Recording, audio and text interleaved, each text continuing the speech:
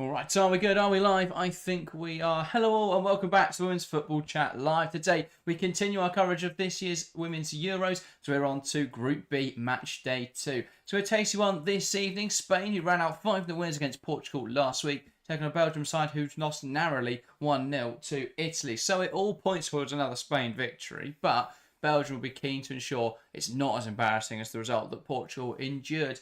Harry, should be an interesting one. Yeah, very much so, and an important one for both sides, more so for Belgium, as the fact they are on 0 points and that they desperately need to get something from this game. If they are to lose tonight, then they could be out of the competition by the end of this evening. So Belgium really need to get something, but it's going to be very, very difficult against the Spain side, who looked in very fine touch against Portugal. They looked very, very strong. Was it 110% from Spain? I don't think so. I still think they've got more, which is slightly worrying for the rest of the nations in this competition. But Spain looked very, very good, and they'll look to do the same again as what they did to Portugal. Start fast, kill the game off early, and kind of, halt any chance of Belgium believing that they can get something from the game. And that's something that, for me, is absolutely crucial tonight, is that Belgium do not give this up easily. They cannot afford to be conceding within the first couple of minutes. Need to put up a better fight, put up a better resolve,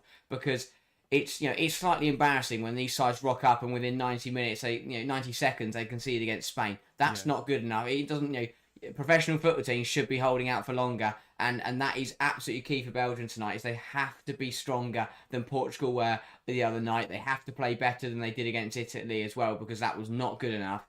Belgium need to turn up tonight, because if not, they could find themselves with nothing to play for going into match week 3. So vitally important for Belgium to try and get something from this game. But Spain, a very, very difficult challenge, and they just looked incredible against Portugal. They played some brilliant football. They looked unstoppable at times, and if they do that again, then Belgium are really going to struggle. Yeah, and well, for those hoping for a steely result from Belgium this evening, maybe a little disappointed to hear the head-to-head statistics. In their last 4 meetings, all since the start of 2024, Spain have a 17-3 aggregate win over Belgium over those 4 meetings. They've won every single match, the most comfortable being a 7-0 win back in April 24. Belgium will be very keen to avoid that sort of result tonight, but it's going to be difficult. Spain have shown that they know how to beat this Belgium side. They know how to break this team down. I don't think it helps Belgium, the fact that they've played Spain so many times over the last year, because on one hand, they know how Spain play, but that doesn't help anyone. No. Knowing how they play and being able to stop it are two very different things. And Spain know now very easily how to break down Belgium and how to beat them. So it's going to be a really tough afternoon for Belgium. I don't think anyone's disputing that. They'll look at how they can try and limit Spain, how they can try and limit their stronger players. We saw them just tear apart Portugal by moving the ball well in wide areas and moving it. They take the ball into wide areas, they're moving it quickly into those more central zones and creating chances, drawing players out very effectively. Belgium have got to be disciplined today, got to be regimented. Let's have a look then at the teams for this game. No massive surprises. Spain with the same issues as before, but other than that, it is a full-strength side. In goal, it's Nan Clares Catacol continuing to be out with an injury. In the back four, Ona Batier. Captain Irene Paredes returns from suspension alongside Alexandri and Olga Carmona. In midfield three, it's the same midfield three that lined up in the opening game of Lopez, Gallardo and Putellas. An identical front line as well of Calente, Esther Gonzalez and Claudia Pina. So the only change in there was Paredes coming back in the side, who was suspended for the opening match week, Harry. So looking strong. Yeah, that's a positive for Paredes and for Spain to be back in the 11 and to get, to have your captain, to have your best centre-half back on the pitch is always a bonus. A couple of missions, but again, it is still a ridiculously strong side. Still no Bonmati, but that prevents proposes another opportunity to Vicky Lopez to turn up and perform in the absence of the Ballon d'Or winner. And I thought Lopez was absolutely brilliant against Portugal. And if she plays anywhere close to that level, then she will cause Belgium problems tonight. And an exceptional player. Obviously got herself a goal, absolutely brilliant. But to think at 18 years of age, looking really strong in the opening game of the Euros, if she can build on that tonight, it'll be another showing of how good she is. And I'm glad that she's getting these opportunities. Obviously, it's a shame that Bonmati isn't quite 100% fit yet, but if it means that we get to see more Vicky Lopez, then it's not a bad substitute for Spain, and I think they'll cope just fine tonight. But overall, it's an incredible side, quality all over the pitch, and a very, very side to keep quiet. Spain are in the very fortunate position that they don't need Bonmati for this group stage. They're a strong enough side regardless, but especially given the quality, or the lack thereof, I should say, in this group stage, I think it's one that they can get through quite comfortably, as we saw from the game against Portugal, as we expect to see tonight. Let's have a look then at the Belgium side. 5-4-1 again for Belgium, and I believe no changes from the side that lost to Italy. In goal, it's Lichtfuss. A back five of Janssens, Tissiak, Keys, Cayman and Deleuze. In the midfield, it'll be Erlings one side, Toylings on the other flank, Van Havermaet and Taloba as the pivot, and leading the line is captain Tessa Willier. No changes are a massive surprise to me. That is really, really lack surprising. of options though for Belgium? Because who would you look at on the bench that could come in and change things massively? It shouldn't matter, because I just think they were so lackluster against Italy. I thought, to be fair, first off, I didn't think Belgium were terrible. I thought Taloba looked pretty sharp when she got on the ball, but tactically they got it wrong, and Wulia is dropping way too deep. And as I said, bar Erlings having a few bright moments and Taloba doing a bit of creating, I thought that first half they're okay. Second half they did nothing against Italy, and that has to be much better. They have to be improved. The performance in the opening match wasn't good enough to beat Italy, and it wouldn't be good enough to beat anyone in this group. They have to improve tonight, especially against a side like Spain. It is a completely different game, and that will have an effect on things, because it's going to be very much more of a defensive performance in Belgium. They will sit deeper, they will be more compact, I hope, because if they aren't, then they're in massive trouble. But I'm hoping they're going to sit compact, sit deep, and just try and absorb pressure, and just to try and keep Spain out, because they need a result from Belgium, and that is going to take a lot. But even if they're not going to get a result, it's about turning up and putting on a good show. Don't come out and concede 2 goals in the first 7 minutes. Don't come out and lose 5-0. Put on a good performance. If they walk off this pitch and they've lost 1-2-0 to Spain, then I think a lot of people will say, fair play, that's not a bad effort at all. If they turn up and they get trounced and they find themselves knocked out of the Euros by 10 p.m. tonight, then that's going to be a very disappointing way to look at things for Belgium. So, I want to see what they can do, and hopefully they can challenge, and if they can get Wuliak, if Wuliak can sit a little bit higher and they can get her on the ball, then maybe they can hit Spain in transition. But overall, the quality that Spain possessed, the way they moved the ball against Portugal was absolutely sublime. And if they do that again tonight at the same speed, with the same accuracy, then Belgium will find it very, very difficult, because Spain can just, we say things like, you've got to, box defending's got to be superb. You've got to be very, very good in the wide areas and not allow crosses in, and just be really sharp, making first contact. Doesn't matter if the opposition can just play 5 passes, cut through you so easily, you don't stand a chance. Yeah, I think Belgium did really well in the Italy game until they conceded. Once that happened, Sonjian changed things up at half time, and Italy looked a lot better in the second half. But once that happened, I think they were really deflated, because it's going to be difficult. So if they can hold on to something to fight for, they'll do all right tonight, Belgium. But I think Portugal would have felt the same way, and they fell apart. And by the 7th minute, the game was done. It was 2-0 to Spain. So Belgium have to avoid that early capitulation. Spain will look to just throw a storm in their direction, knowing that they can catch them off guard in the opening encounters. I think Belgium have got to just remain disciplined, play well defensively, and then look to try and maybe get a goal late in the game. It's going to be incredibly difficult for them to get a result today. A draw, though, could be massive. They've got to try and just defend for as long as they can. Yeah, they had to get something, really, for the opening game. They put themselves massively on the back foot, because that Portugal are in a very similar situation, but Portugal have got the upper hand because they've still got to play Italy and Belgium. They've got Spain out of the way early doors. So they didn't get anything from that game, Belgium. They put themselves in a difficult position. But as you say, they put themselves in a difficult position unless they go and pull off a massive upset and win here. Yeah, then suddenly they're in a great spot. Yeah, that is very true. So we'll see what happens. But they're up against it tonight. But if they get the basics right, at least they'll put up some kind of competition. But for Spain, they will be looking to get Caldente involved, get Lopez involved, and start knocking that ball around. And the thing I was impressed with so much in their opening match, Spain, was how many people got involved. It wasn't just, a masterclass from Gonzalez and Putellas. It was Putellas, Gonzalez, Pina, Caldente, Lopez. So many players were getting involved, getting contributions, and were playing so well. It just makes it difficult because, it's not even a triple threat. Spain have got like 5 outlets that could all score a goal on this football Spain pitch. have got 10 outlets. Yes, and that just makes it ridiculous. It makes it somewhat impossible sometimes to defend, because how can you, when you are the weaker side, when you are the underdog, you think, right, who are we focusing on stopping here? Oh, we're going to stop Putellas and we're going to stop Claudia Pina. That still leaves Gonzalez, Caldente, Lopez, who can all run riot and completely change the game. So it's a really, really difficult situation to be in for Belgium. But if they give it a good go and get the basics right tonight, it won't be an embarrassment. For Spain, their goal will obviously be to score as many as possible, score as quickly as possible, and put the game to bed. They're in a really luxury position against Portugal, where they could start to make subs early, they could rest up, they could give...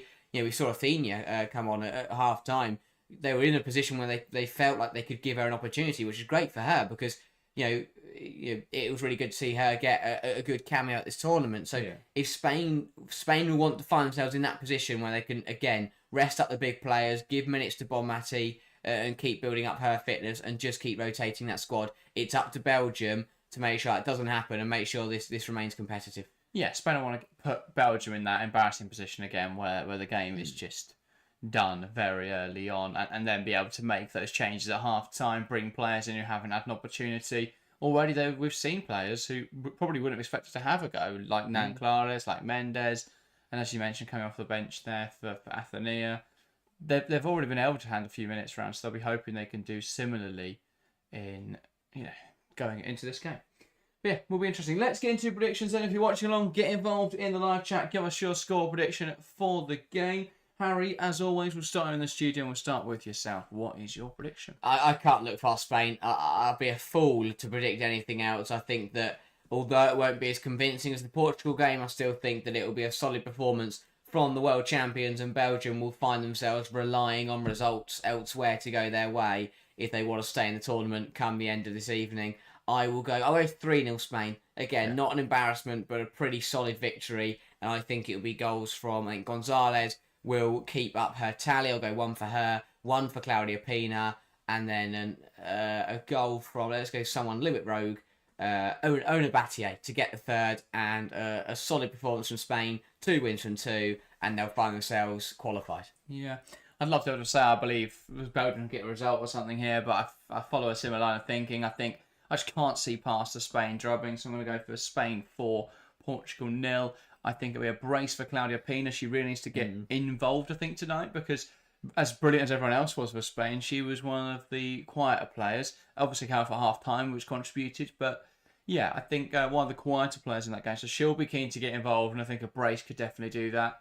I think we'll see Esther Gonzalez score again and take her tally to 3 for the tournament. I think she's been excellent. Her movement in that opening game was just so difficult for Portugal to keep hold of. And I think, again, if Spain are looking to create chances in the same way, they're going to pick out Esther Gonzalez in dangerous areas, so I think she'll get a goal. I'll say an Alexia Putellas goal as well, because, again, she was ridiculously good in the opening game. And I'm going to go Olga Carmona as well for more of a rogue goal scorer. Loves to get forward, Carmona. I could see it being a cross that, with the conditions, a little bit of wind and rain today, just dips in and catches the goalkeeper out or something like that. So yeah, it should be an interesting one. But players, taking it to the field now then.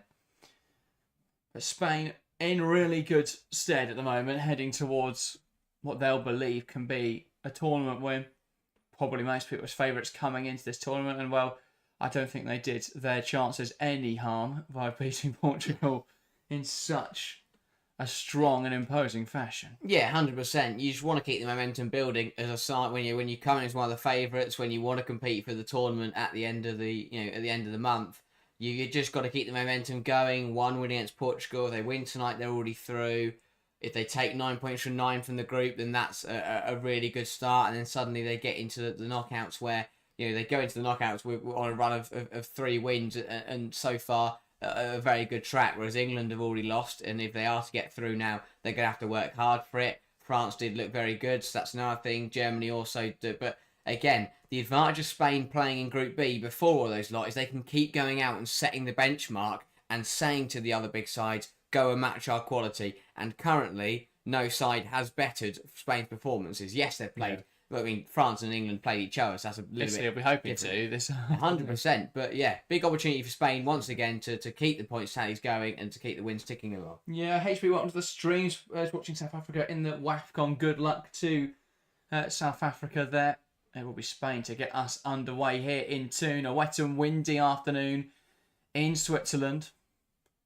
And Spain will be hoping they can cook up a storm out on the field. It will be Esther Gonzalez from the middle, knocks it back, and we're underway here in this UEFA Women's Euros 2025 game. It's just match day 2 in Group B, and Spain's chance to see themselves through to the knockouts. A victory today would all but seal it.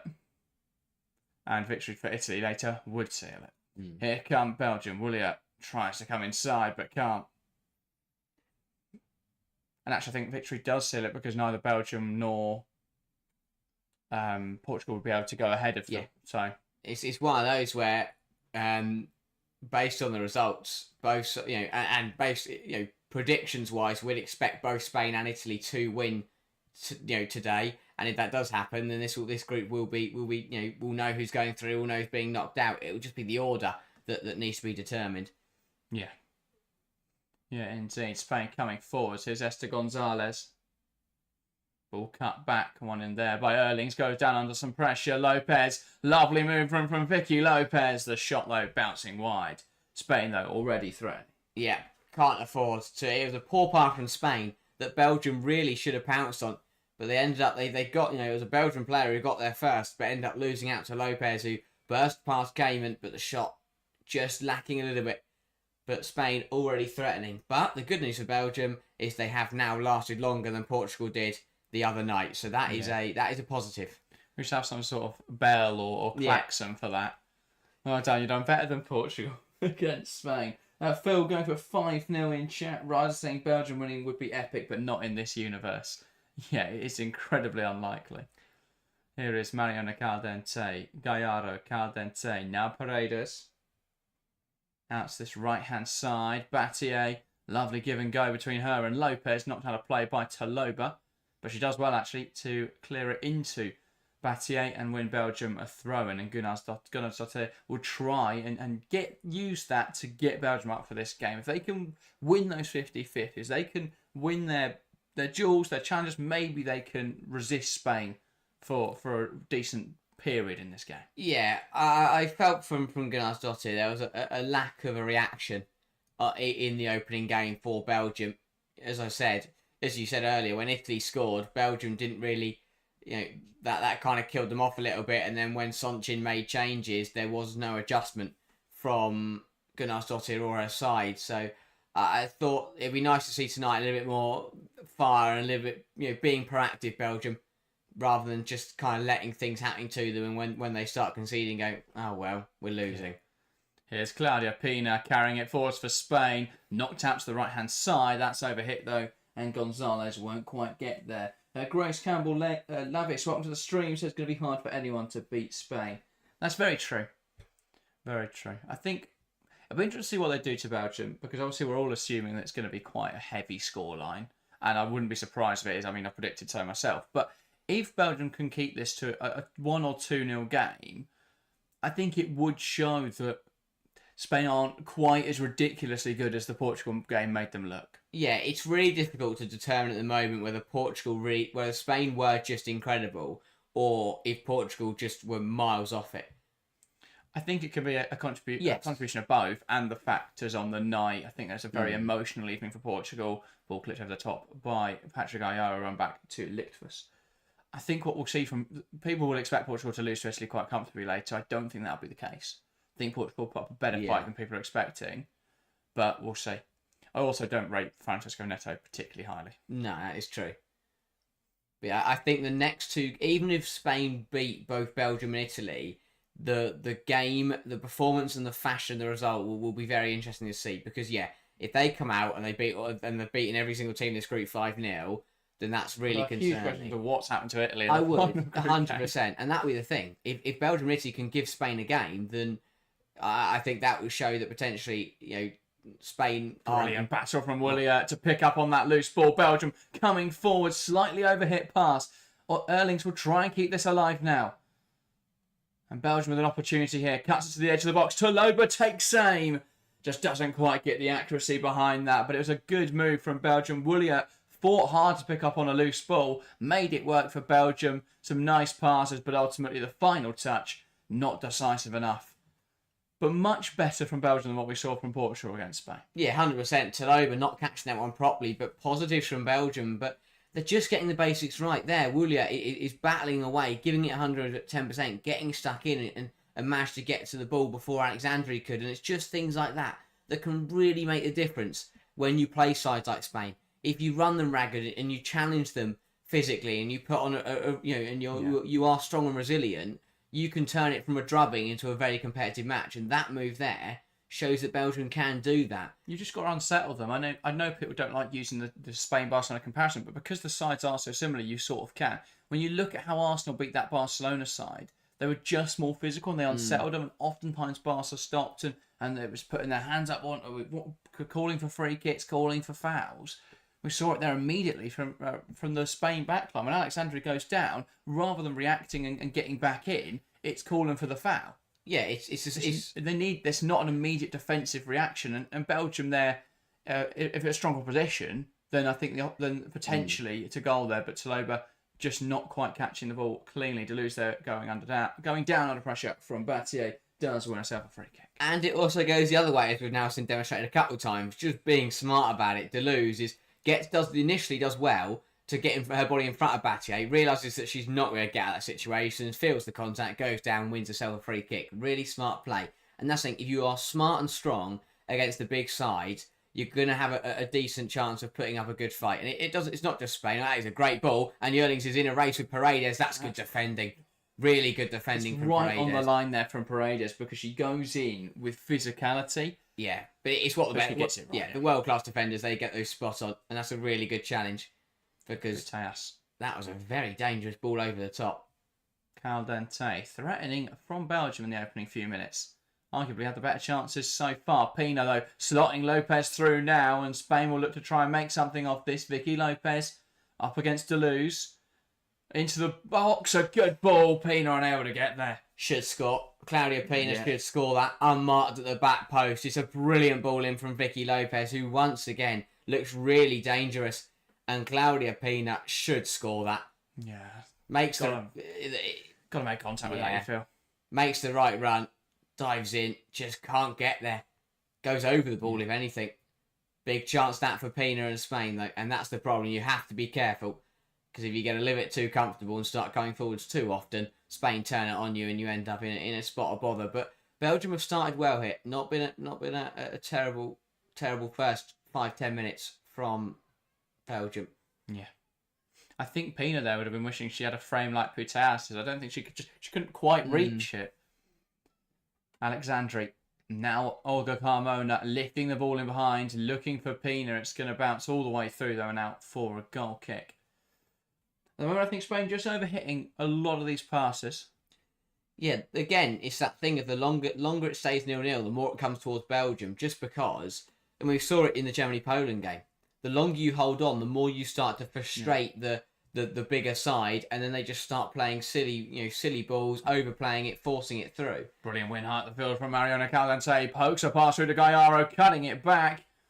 Pina will pick up on it, blocked well in there by Janice Kamen, I think it was, or maybe Amber Tisiak. Came off of Puteos or Janssens. There'll be a debate here. And I'm not sure. I think it is a Spain corner. Yeah. Referee took her time to give that, but I think that is the right decision. Puteos did well in her protests. Yeah. But Spain now starting to restore normal order and keeping the pressure very much onto Belgium's backline.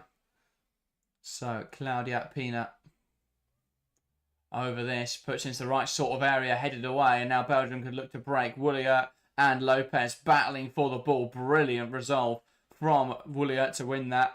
And then they try and play forwards, but no one makes the run beyond. Strong in there again from Van Havermet. Love that. That determination. Sorry, it's Toilings. Just getting stuck in, winning the ball back. That'll be a Belgium throw. Yeah, got to be aggressive. And, you know, again, not encouraging fouling players or playing in a nasty manner. But if you are aggressive and you cross the line sometimes, then so be it. Because if the rest of the time you're winning the ball back, then, you know, it's going to pay off. Toloba putting Paredes under pressure there. That was silly. Paredes didn't need much invitation at all to go down, but yes, I would agree. That was unnecessary from Toloba. The hand on the back. Pina flicking it to Carmona, Putellas, Pina, Gallardo. Now here's Putellas. Olga Carmona, Gallardo. Spain will move this ball back and forth, waiting for an opportunity. Mariona Caldente on this right hand side flicks it back down the line to Ona Battier, unable to keep it in play. Pitch just doesn't quite feel big enough for Spain at the moment. No, it doesn't, and I don't think the conditions really, are really what Spain want. They don't want windy, rainy conditions. They want a nice day where they can knock the ball about and play lovely football. Here's Olga Carmona, squares up to shoot, goes wide, and that's out for a goal kick. Well, not a great effort. By this point, Portugal were 2-0 down. So positives from Belgium for Belgium. Obviously, though, things did change because then at this point, Portugal then went half an hour where they didn't concede and actually got themselves into the game. So it'll be interesting to see how Belgium go at it now. But they're trying to play out Belgium, which I think is interesting. But if you draw Spain in and create space, that's how you're going to be able to counter against them. So they've got to try that. I mean, if not, you're just basically admitting defeat. Yeah, that is true. Like, you look at how Portugal would plan it. They just smashed the ball forwards and let Spain have possession, then Spain would come forwards. So you've got to try and play your football. And that looked like a foul there from Gonzalez, and it has been given as such. I understand their complaints because Tisiak is grabbing a chunk of her shirt as they're running along. Yeah. But you need that little bit of fortune in a game like this. 100%. Taking on Spain. Belgium are being very smart about it. 12 minutes in, Spain yet to register a shot on target. By this point in the Portugal game, they had won. Yeah. They were 2-0 up, and they were out of sight, realistically. Pina into the overlapping Carmona, back to Pina, inside to Putellas, who turns positively, looking for Pina again, cut out in there. Another looks just to clear the ball away. Jansen's running out of room.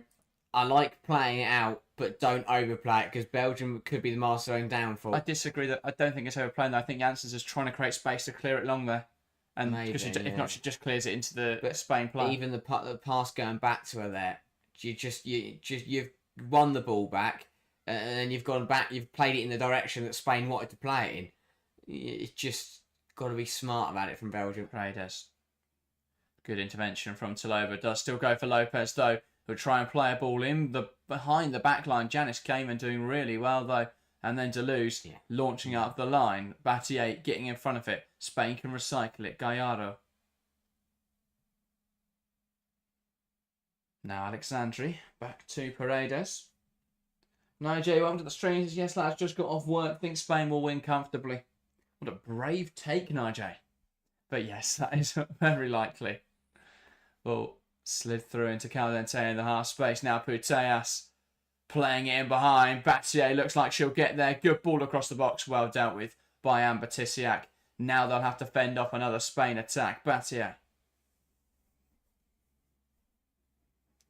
Exchange the pass with Gallardo. Here's Lopez. Now Paredes. My big question for Spain, because we've seen them play against sides who they dominate, is how this translates to playing against the bigger teams.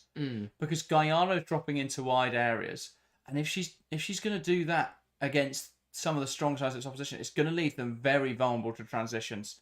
Good pull, folk through from Lopez. Dealt with well, though. Again, Belgium remaining steely in defence. Vicky Lopez looks so sharp. Every time she touches the ball, she looks to cause something to happen. Really positive player. Yeah. Ball out for a Spain throw. Now Gonzalez. Nice hold up. Can she bring someone into it? Finds Carmona in a wide area. And that's really good from Toilings to get between Carmona and the ball and stop the cross. Spain, though, will recycle it again. And this is the issue. At the moment, Belgium just aren't quite getting it out. Ball in, head away from Tisiak. And this constant wave of pressure will be difficult to handle. But now Belgium could try and drive the ball forwards. Erlings takes it past Irene Paredes. Waiting now for another yellow shirt up in support. Plays the ball in behind, looking for the run of Van Havermet. Doesn't quite come off. Yeah, not bad though. They're driving out, but I agree. It very much feels like how Wales fared on Saturday.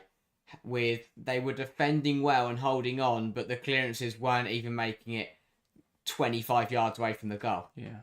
At the moment, Belgium were just getting it from their penalty area out for a throw. And that is okay at the moment, but that's not a sustainable way to defend for 90 minutes. The problem is it just invites Spain to attack again, and eventually I think mistakes come when you're just constantly under pressure. I think for Belgium, the difference is, though, the Wales gave up lots of good quality chances, and Netherlands just couldn't take them. Belgium so far haven't let Spain have a shot on target. I say that's Lopez delivers a dangerous ball in, flicked away, though. Yeah. With no issue by Janssens. Now, Carmona, Gallardo, into Putellas.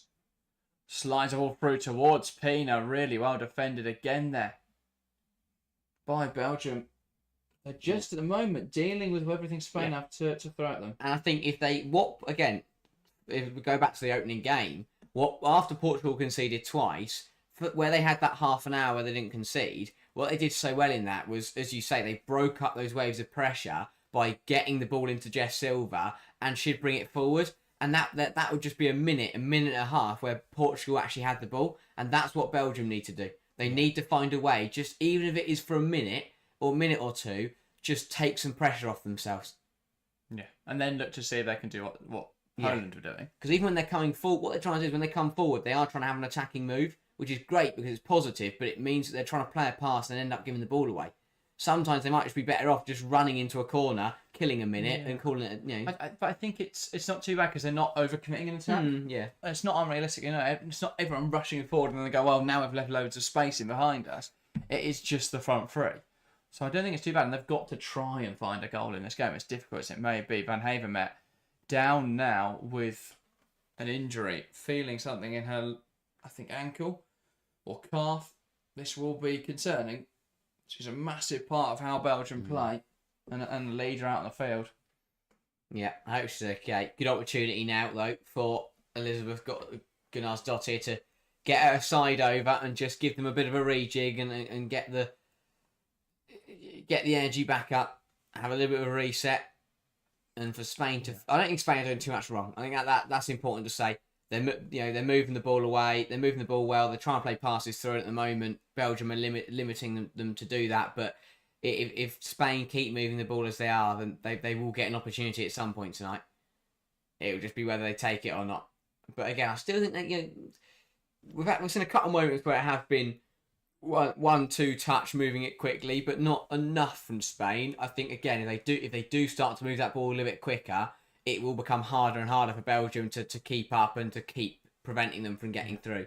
And eventually someone will latch on to one of these through balls that Putellas and Lopez are looking to play. Yeah, I think the conditions not favourable for Spain. No, the ball's running on. At the moment, it's just a bit. It's too quick. They want to play fast football, but the ball doesn't hold at all on this surface, so it's just sliding a lot for them at the moment. But both sides are playing on the same pitch, obviously, but it's just because of the difference in styles of play. Belgium aren't feeling the effects of that. Spain will adjust and they'll be fine. Like they're not going to get to the Euros final and it's rain. They go, well, no chance today because Spain can't play their stuff. But it's just about adapting to that, taking a little bit off the passes and playing a little bit slower than they normally would. Yeah. Caldente, now Battier, Gallardo. Can't find a pass inside to Caldente, who manages to recover it from Van Havermet. Now Olga Carmona will let fly, but that is wide of the mark. Don't mind that when you've played 18 minutes and you haven't really had a shot. You've only had 1 or 2 shots and you're struggling to find a way through. Sometimes the best way is to go from range. Yeah. Not bad from Carmona. Equally, if someone is going to try from range, I think Spain would rather it be a Putellas or a Pina. Well, I don't know. I've seen Olga Carmona strike them from range before. Not in the net, but Yeah. yeah, she's definitely a good striker. Oh, yeah. A good striker of the ball. Olga Carmona, especially for a fullback. Arguably, her best quality is her attacking work Mm. from that left back position. Tins Yebwa, welcome to the stream, says hi. White Hill says Belgium will cause an upset. Oh. Well, I think they're siding with the 14%. So we've got a bit of 14%? a few Belgium. Well, it was 94% Spain at the start of the game. Okay. I think a few Belgians may have joined the stream because that's shot up to 14% Belgium, still 81% Spain, and 5% think this game will be a draw. People just being inspired by the first 20 minutes, I suppose. Perhaps, yeah. But I mentioned it, we are 20 minutes through, and it is 0-0. And I don't want to. I don't want to sound patronising to Belgium, but that is pretty good. Spain haven't had a shot on target. Yeah. You can't score without having a shot on target unless you're Tottenham or Norway. Here's Batia. Putellas. Alexandri. Now Vicky Lopez. Chef set to Paredes. Not by the way, I've scored 4 goals at this tournament and taken 1 shot on target. Like one of them was their goal. No. Ball played forwards, cut out there by Alexandri. But they're the first team through to the quarterfinals. They're guaranteed top of the group. Spain looking to join them tonight. Patrick Gallardo. Now Alexandri. Paredes. Now Vicky Lopez carrying that ball forwards, looking dangerous. Lopez lets fly, but it's blocked. Drops now for Battier. Caldente. Gallardo. Weaving through traffic, finds Lopez to Putellas. Put them ahead and does. And it's been a difficult 20 minutes for Spain, but they have found a breakthrough. A lovely bit of combination play through the middle. And Putellas poking it past the goalkeeper. Lovely stuff from Spain. Their work here in tight areas is just phenomenal. Unplayable, really. And Alexia Putellas adding an exquisite final touch. Vicky Lopez in between the lines is absolutely phenomenal. She first picks it up at the initial start of this move. It's the direct ball from Paredes into Lopez, who picks it up in between the midfield and the defence. And it was her blocked shot that was recycled, but it's her again who picks it up on the edge of the area and just lays it into Putellas, who drills it beautifully into the far corner with the outside of the boot as well. Brilliant technique, but a beautiful goal from Spain. And that's what happens. Pop, pop, pop in a tight area. One touch football. The first touch. And then the outside of the boot finish from Putellas is simply class. Absolute brilliance from Spain. And when they turn on the style, there's not much any side in the world can do about it. Yeah, I think there's been a few doubters of Putellas over the last year. Obviously, she came back from a long-term injury. Didn't look as sharp as she once did this season. Phenomenal numbers in the Liga F. But in terms of important statistics, she was excellent in their Champions League run to the final. And then she's looked brilliant in this Euro so far. It's just a class above. Deleuze cut out by Battier, out now for a Belgium corner. Big moments now. I'm really intrigued to see how Belgium respond. The fact that they've got the ball, they've won a corner and they've got the ball up Spain's end is really promising because it shows that they're not just going to collapse and fall away in this game. But we'll see how it turns out. I think next 5 minutes is really crucial for Belgium just to hang on in there and not just have a bit of a panic 5 minutes and end up conceding 2 or 3. Yeah. So Tessa Ulia over this. Swings it into the box and headed in. Belgium have a goal. And it's Justine Van Havermet with the goal. Spain 1, Belgium 1. As quickly as Spain find the lead, Belgium hit back with an equaliser. And that is a surprise. Wulia putting the ball in a dangerous area. Van Havermet heading home from close range. And Belgium are level. Well, forget about panicking or collapsing in the next 5 minutes. A beautiful header from Justine Van Havermet. And that's the threat they have. When you've got a player like Van Havermet in there, you put the ball in there and she can beat anyone in the air. And this is, I have to say, some really weak goalkeeper from Nan Clares. Just never looks to try and claim the ball. And even Spain will argue that she was blocked, but she was blocked by a Belgian player who was being held by Alexandri. It wasn't that she was blocked because She shouldn't move around. She just didn't come up and claim it. She just stood behind this pack of players. You need a goalkeeper to be large, and she just cowered in that situation. It's allowed Van Havermet a header in there. I mean, it's difficult because I can't see who was marking it. There's such a cluster of bodies in there, but she's just above them all. That's what she does. But no one comes and claims it, and that's the problem. Nan Klaes has to be stronger in there. And Woolley did so well, and that was the weakness we've spoken about that Spain could be hurt for in the group stage, was having a goalkeeper who wasn't their first choice. We didn't really see Portugal trouble that at all. But there, Woolley putting the ball on top of her, and she just didn't deal with that pressure. And now Belgium win the ball heart of the field to Loba. Too much, though, on that interception. Ends up running out of play. Yeah, that's what Belgium do so well, though, from those corners, is that they just, as you say, it was just a cluster of bodies, but because they've got Van Havermet, she just stands there while all these people run around her, and she just can just go and flick it in. She made it was so simple, such a simple header. Caldente knocks it wide. Here's Battier, drills to the box. That's knocked away by Van Havermet. Now Taloba looks to find the run of Erlings with the ball over the top. Paredes will go back to her goalkeeper, and Spain can settle again. Back to square one, you feel, for Spain. Well, yeah, they did well just to keep the pressure on for 23 minutes. They scored a brilliant goal through Putellas, but a Belgium corner now means that they've got to do it all over again. Which obviously the contrast in how the goals come. Oh yeah, lovely intricate passing play from Spain. Belgium stick it in the mixer, and their tallest player heads home from close range. But they all count the same. Battier into Gonzalez, just wide.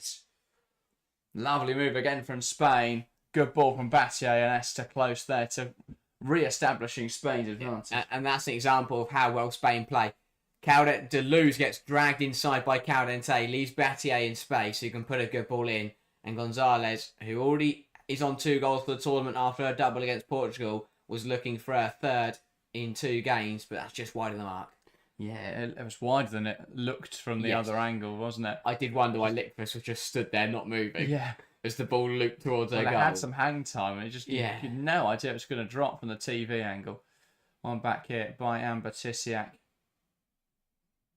Sends one up the line, and again, Belgium going really direct today.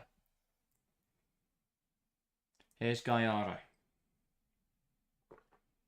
Looks to perhaps the right-hand side. Battier. Taloba does really well there. Again, she's done this a few times today, Taloba. She wins the ball back and kicks it into Battier in the process while tackling and manages to win herself a throw. It's really smart stuff. I have to say, out of all the players, when we've spoken about players that made a bit of a breakthrough and really impressed, but one of the ones I've been surprised most by was Taloba, someone I didn't really have my eye on coming into this tournament, but she's looked really strong. But yeah, I think credit as well to Gunnar's daughter on that touchline. I thought a little bit reactive and didn't really have much energy against Italy, but she senses the position her team are in and she's up for this one. Pina caught by Toilings, and that will be the first yellow card of the game. And that is what Claudia Pina can do to you. Just shifts it, flicks it past Toilings. Toilings just drags it back with the leg. Yeah. And that is a very easy yellow card right in front of the referee. Yeah. But really smart from Claudia Pina. And again, I thought she was a little bit quiet to start with in the Portugal game, and then she popped up with one of the weirdest assists I think I've ever seen. That's the thing; it didn't count as an assist because it counts the pose. Yeah, I sort of personally think it's an assist. Yeah, because she nearly scored. But yeah, I think Claudia Pina is someone potentially I expected a little bit more from in the first. Obviously a bit harsh in this game because I think overall Spain have been a little bit quieter than usual. But especially that's when you need her now to step up and unlock this Belgian defense. And she's done it before. Done it, numerous times. Yeah, absolutely. No, we could see it now. Spain are so full of stars, it's difficult to stand out at times. But if I conceded a free kick and the decision was between who takes it, whether it's Putellas or Pina, if I was the goalkeeper, I'd just walk off. It will be Pina to strike it, lays it low, and licks for us a sigh of relief, I think. I could have walked, if I'd walked the whole fine. It's been grand. Carmona swings the ball into the box. Cayman tries to win the header, doesn't. Falls to Caldente out on this right hand side. Deleuze narrows the angle. Ball inside, flicked away, and then smashed away with conviction by Tessa Woolley. And now Belgium, most famous seconds possession of Belgium, back into their shape. A lot more positives from Belgium today. I think that Belgium are one of those sides that suit. Could come down this left hand side now. Janssens tries to deal with a ball in, and that is really good goalkeeping from Lichtwas. Clearly communicated with her defender there, Sara Keys, that she was going to come out and claim it. And that's the difference between a confident goalkeeper and not so confident from what we saw at the corner. But yeah, I do think Belgium suit playing the underdog football. Yeah. I mean, because you look at the hang on. Caldente. Puteas. Really hard to talk over Spain because you keep getting interrupted as they come forward. But How rude of them to interrupt you. I know, terrible. But we saw with Italy. Italy let Belgium have the ball and said, "Come at us, come and play at us," and then Italy would just wait. Chance for Gonzalez, takes aim. Did it take a deflection? I think it did. That'll be a Spain corner. Well, the corner's on. I think that Italy said to Belgium, "You have the ball, you play football and come at us," and that didn't really suit Belgium because it meant they actually had to create things, and they had the ball and they didn't really know what to do with it, and then Italy would press them, turn it over, step up onto them, and score goals. Whereas in this game, Belgium they're better without the ball than they are with it. They're really good at not having it, but then they've got the quality to spring forward when they have it. So I do think that they do suit playing this kind of dog football. The problem is it doesn't work when you have to find a different way of playing when you play against sides that are weaker than you. Yeah, and their match-up in the final group going against Portugal will be really interesting. Yes. See what happens in that one, but yeah. Phil says good luck to them, but I'll be surprised if Belgium get out of the group. Yeah, they realistically had to get a result against Italy. Even if it was a draw, it takes points off Italy, which could have been really important. Yeah. But yeah, no, I just can't see, because even if I can't see them winning here, bar some minor miracle. Even if they can hold out for a point, it very depends what happens later. Because if this is a draw and Portugal win, then we could have just can't. We could have 4-3, 4-3-3-1. Yeah. If this is a draw but Italy win, then it's suddenly 6-4-1-0 and Belgium are on 1 point and they need Spain to lose to Italy and they have to beat Portugal, which just isn't going to happen. Well, it might. And they need to get more goal difference than Spain. Yes. So they would have to beat Portugal by more than the 5 goals that Spain registered. And make up the goal they conceded against Italy. Yeah. Here's Alexandre. They need a lot, mate. Unless Belgium win this, they're going to need a miracle to get through. Well, if the game later is a Portugal win, then no, they just have to beat Portugal, hope Spain beat Italy, and then it'll be 9-3-3-3, and it'll come down to goal difference. Of which, if Belgium cannot be battered here by Spain, would put them in a really healthy position. Puteas. They just need a 2-0 in Portugal later. But the problem is, can Portugal do that? Puteas. Now, Battier. Just as creative. Over. Tries to put the ball up the line. That is. I thought she was going to do the smart thing and try and win a free kick. But just tried to force it out a little bit. I thought she was going to clear it into Battier. Again, I think that may have been what she was intending to do there. But the rain is really falling. Here's Esther Gonzalez. Holds it up nicely. Now on Battier. Lopez. Brilliant from Van Havemeter to turn it over, and Woolley will get Belgium going the other way. Alexander winning it back though. Here's Nan Clares. Now Olga Carmona. Pina. Into Paredes. Lopez tries to rush that ball out wide. That's out for a Belgian throw. Italy's also better than Belgium. Yeah, I don't think they were convincing in the opener, but I think Sonchin did really well to, once they'd taken that lead, to just settle in and dig deep and see out the result. But yeah, I think Italy, in the first game, Italy just got better and better as the game went on. But I also think Belgium got worse in the second half. So it was, again, this group was... Matchweek 1 in this group told us absolutely nothing apart from Spain are really good. And we already knew that. Yeah, I was going to say, that doesn't tell us anything. So I think this match week should be much more interesting. I mean, it's already told, we've already seen a much better performance from Belgium. So I think later is going to be a very difficult game to predict. Well, it'll be difficult for Portugal to put up a worse performance. That is true. Pina carrying the ball forwards for Spain. Looking dangerous. Takes aim. It's blocked by Keys. And now Belgium will look to break away. Taloba skips past one. Up against Gallardo now. She really doesn't have any support in there. I think she's waiting for Caldente to commit the foul. She's still going though, Taloba. It's 1-on-4. And she tries to play it down the line for Erling. She just had no option. I'm not quite sure why Erling or somebody didn't come across. Well, Erling's could have made the wider run rather than just observing Taloba, who watched her being chased by a rabid pack of Spanish players. Here's Battier. Now Mariana Caldente across to Paredes. But again, it's moves like that I spoke about earlier, where if they can, Taloba just brings it forward there, puts Spain all the way back in their own penalty area, and that's 45 seconds gone, where Taloba's just ran down the line. Hasn't gone anywhere, but it's just taken some pressure off of Belgium. Ball played in behind, looking for the run of Claudia Pina, and that's blocked by Keys, and out now for a Spain corner. Yeah, Belgium's box defending again is something I've also been impressed with.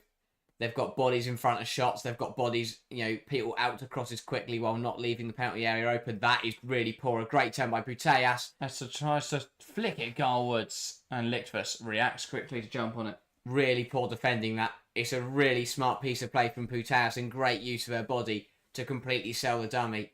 But I'm not quite sure who it was that got dragged out there and then got completely sent by the drop of the shoulder one way and then the turn the other from Putellas. But that was a little bit naive. Yeah, Deleuze being forced backwards. Ball played up the line. Can't quite hold on to it there. Flicked on well by Mariana Caldente. And now Woolia. Great play down this left-hand side. Looking for the run of Erlings. Gives up on it quite quickly though as Spain are outnumbering her considerably. Here's Alexandri. Gives it to Gallardo. Now Caldente tries to break away from Toilings. Into Pina. Now here is Gallardo. Carmona.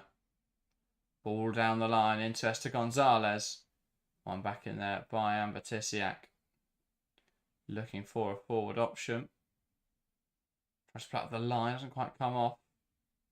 Caldente able to keep that in touch. They have swapped Caldente and Pina by the way. It's interesting. At least momentarily. It looks like they have. Trying to find a different route to go, you feel?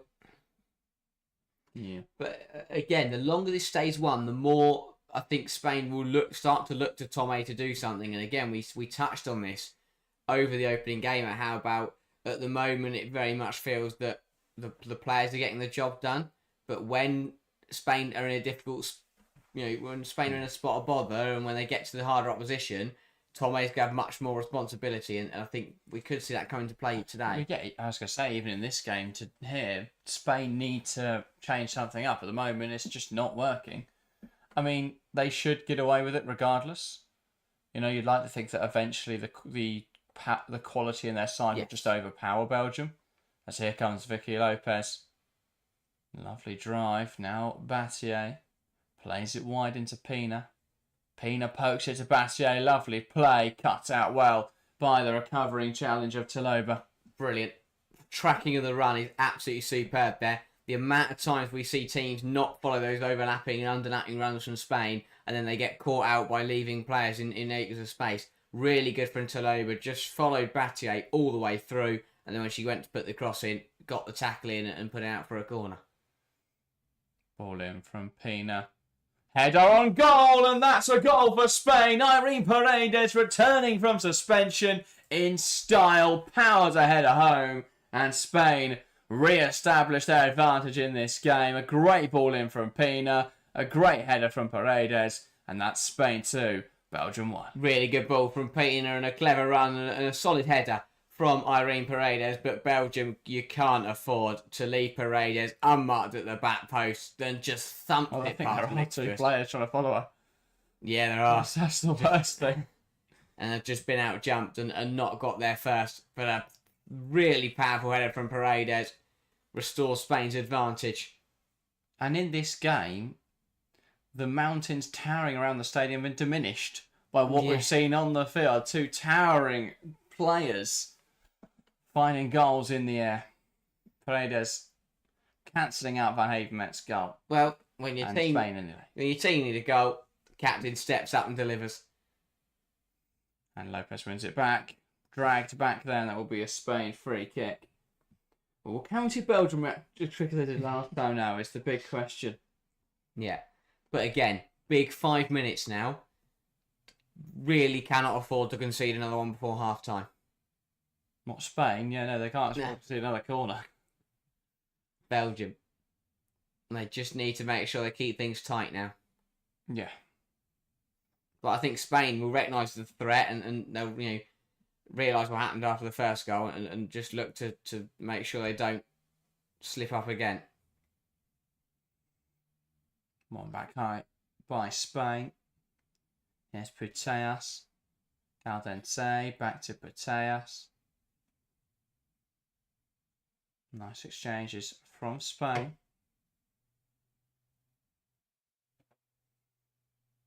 And now they'll work it round. Paredes. Lovely pass from Caldente. Tries to find Putellas. Tisiak in strong though. And does commit the foul, and that's a yellow card for Amber Tisiak. And now Belgium are starting to rack up the cautions. Yes. Again, that is a late one from Tisiak. Just gets there second and quite literally takes out Putellas, and a very simple yellow card for Amber Tisiak. Can't have any complaints about that one, Tisiak. No. Not at all. But Spain just start, and again, it's that fact that Spain are just starting to move it a little bit quicker, and Belgium are just struggling to keep up with them, and therefore they're getting their second, and they're committing free kicks, committing fouls. Here's Alexandri. That's the left hand side. Olga Carmona. Back to Putellas. Here's Paredes. Now Battier. Taloba putting the pressure on. Battier looks to break away down this right-hand side. Pina. Gallardo. Now Pina. Back to Paredes. Here's Nanclares. Now Alexandri. And that's out of play for a Belgium throw.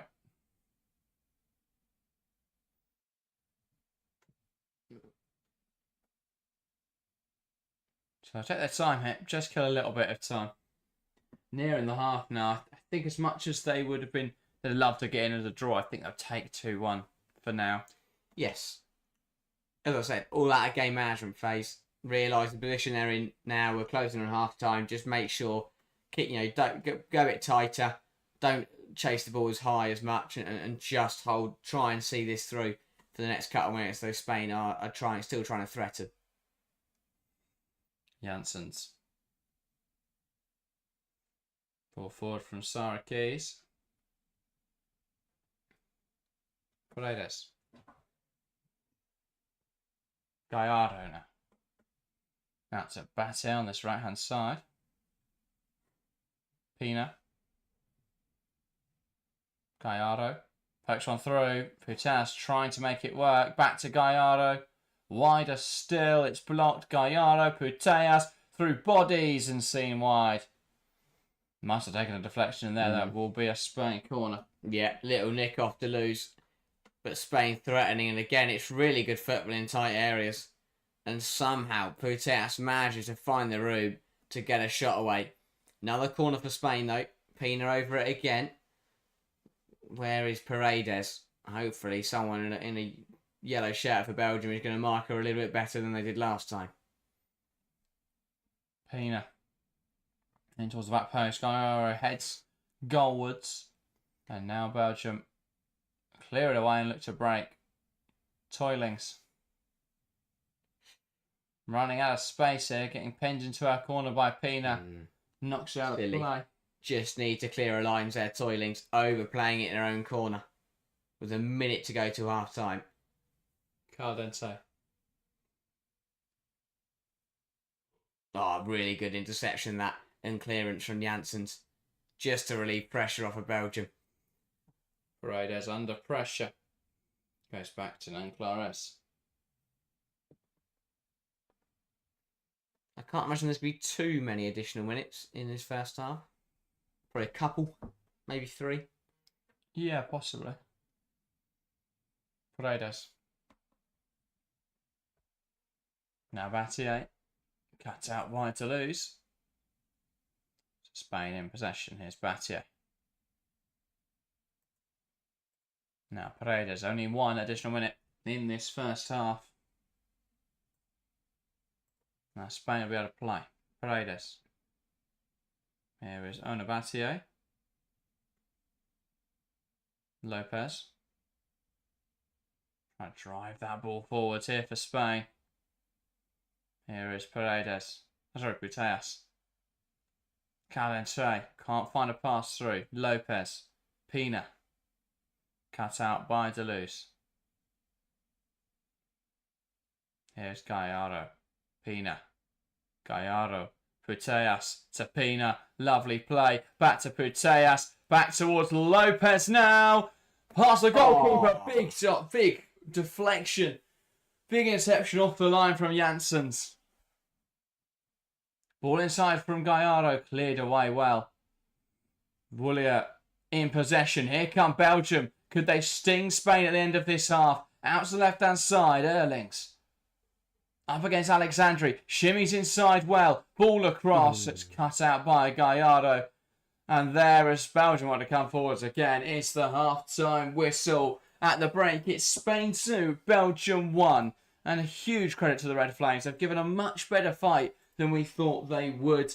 Spain, it took them time. Eventually opened the scoring as Alexa Putellas poked one past Lichtfuss. Belgium responded immediately with Justine van Havemet's towering header, but it was bettered still by Irene Paredes' header in the 39th minute. So at half-time, it's Spain 2, Belgium 1.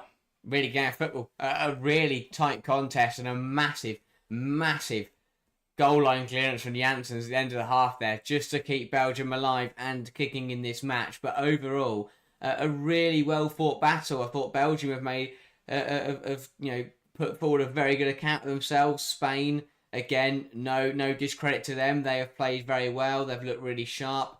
And when they've moved the ball quickly, they've reaped the rewards from it. The football in tight area has been absolutely brilliant. You know, the fact that, because credit to Belgium, because what they're doing is they are cramping Spain and the space is very tight.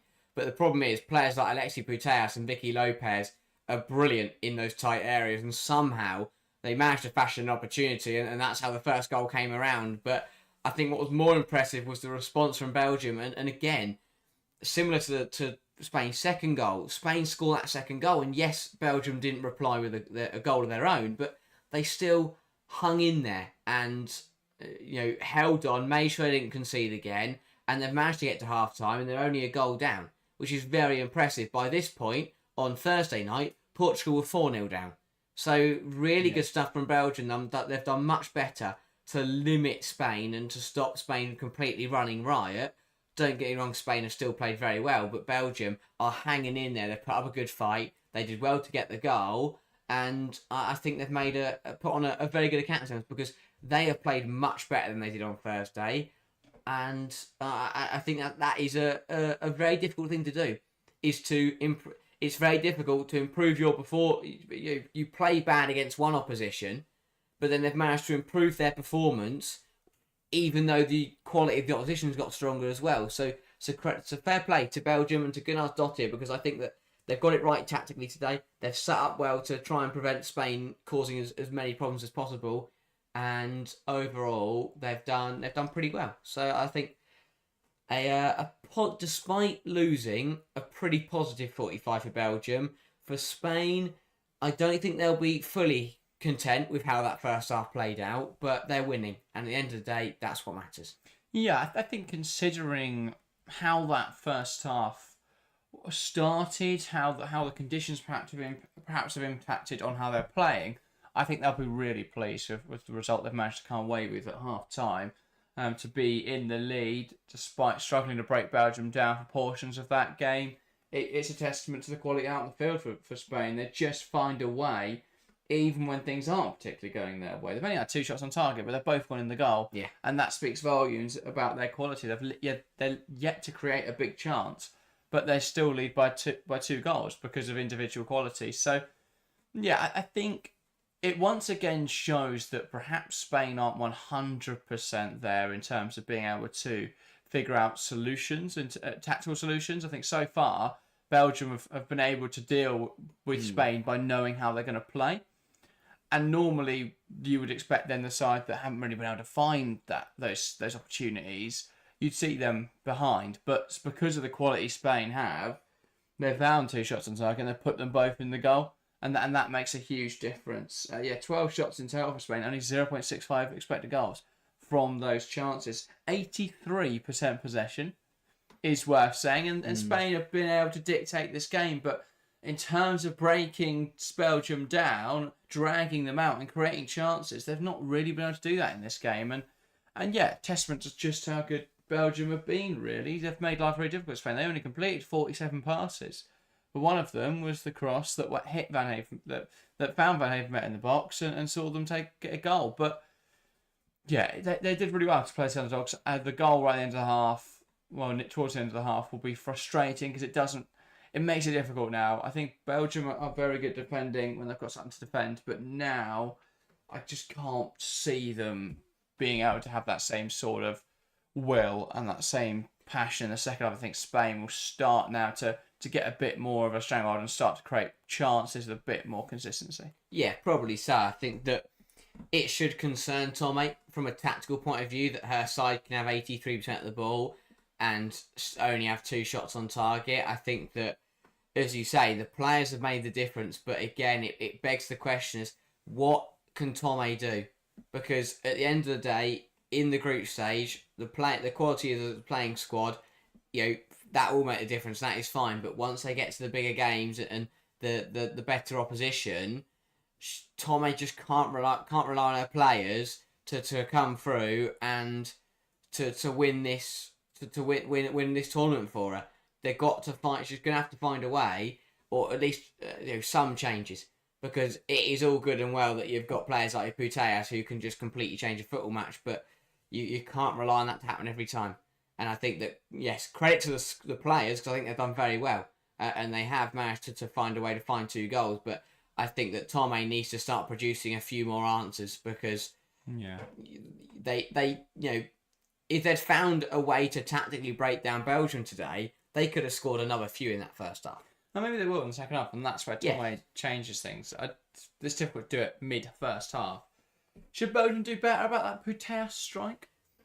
It's really difficult. Goes through about 2 bodies and then at a decent height for the goalkeeper. Could someone have prevented it? Potentially. I think it's one of those where Belgium had already done well to squeeze Putellas and Lopez in that penalty area.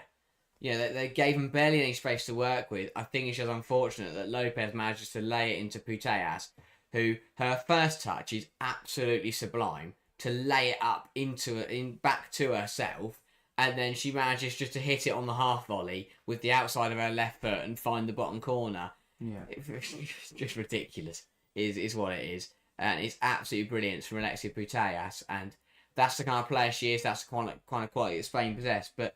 Potentially someone should have got in front of it, but the fact that it was such a tight area already and that Belgium had squeezed up onto Putellas and made it difficult for her, and she still managed to pick out the perfect finish, is just, for me, it's just mightily impressive. Yeah, and they're not much to analyse the other 2 goals. Tall players jump higher, score headers. It's simple as. It's great ball in from Woolia into the right sort of area. It put it right on top of Nan Clares. Needed to be more assertive with their goalkeeping and wasn't, and Van Haven headed home from close range. With the other one, nothing Lichtfest could have done. No. Didn't feel like anything anyone could have done. They hung it to the back post, Janice came and tried to jump with her. It's just half her height, so just made it really difficult. But yeah, I thought they played really well. Gave a good account of themselves there. Belgium, they made life very difficult for the reigning world champions, and Spain, they got their goals in the end, but they couldn't break them down with ease. So yeah, I think the second half will start to open up for them a bit more.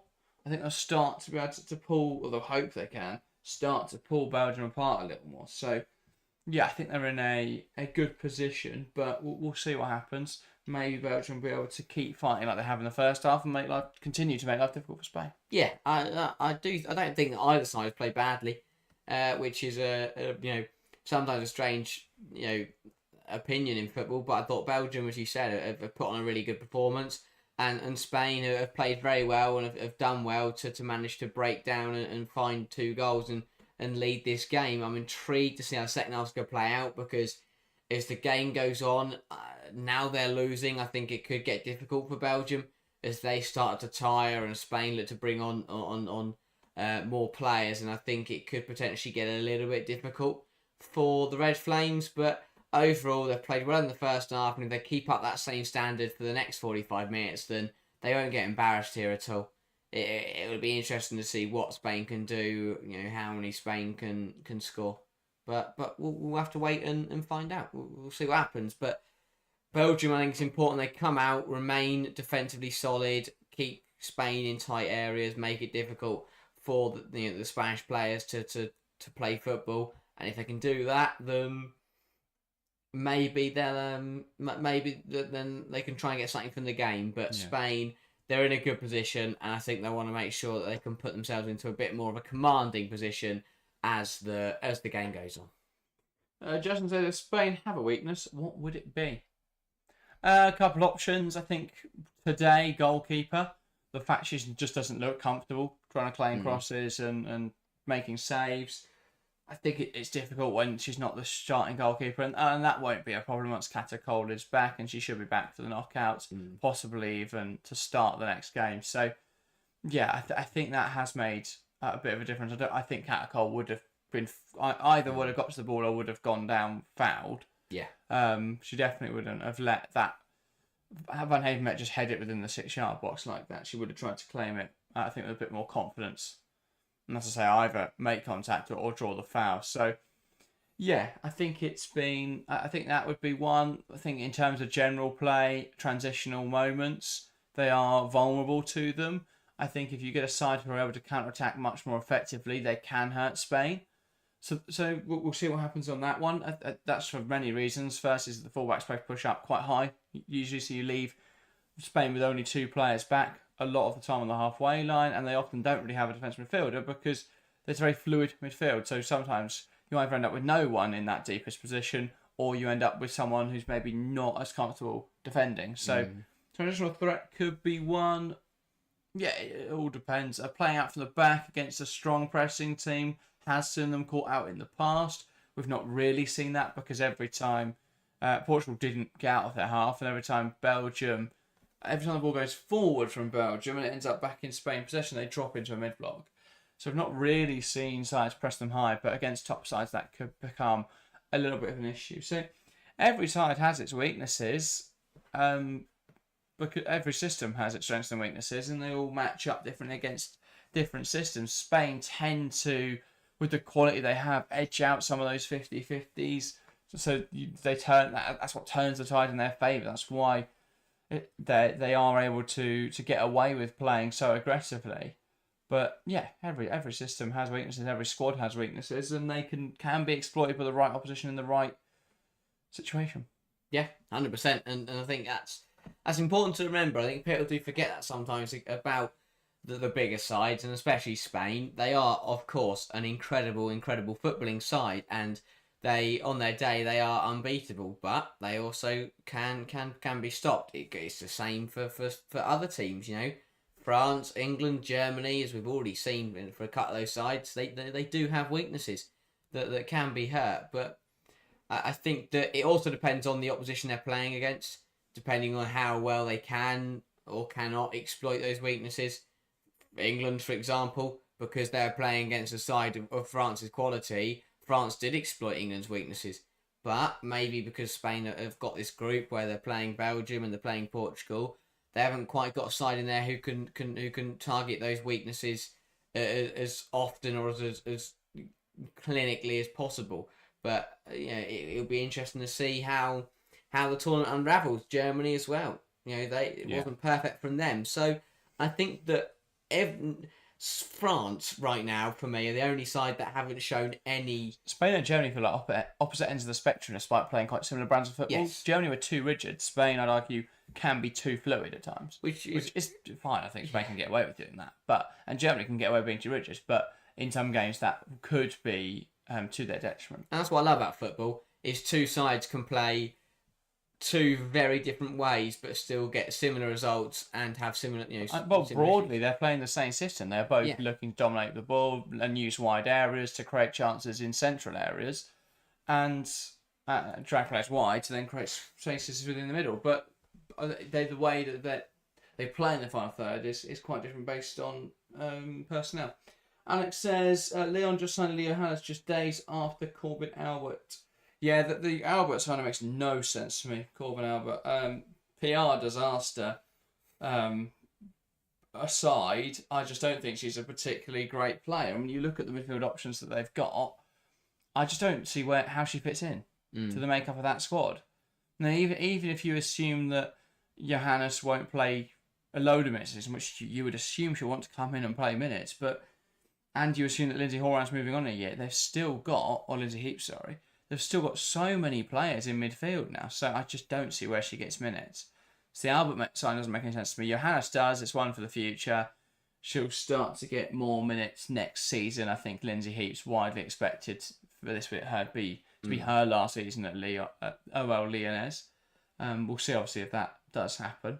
But yeah, I think at the moment I don't understand the Albert signing. We'll see what their midfield looks like. It could point towards a potential departure, so we'll see.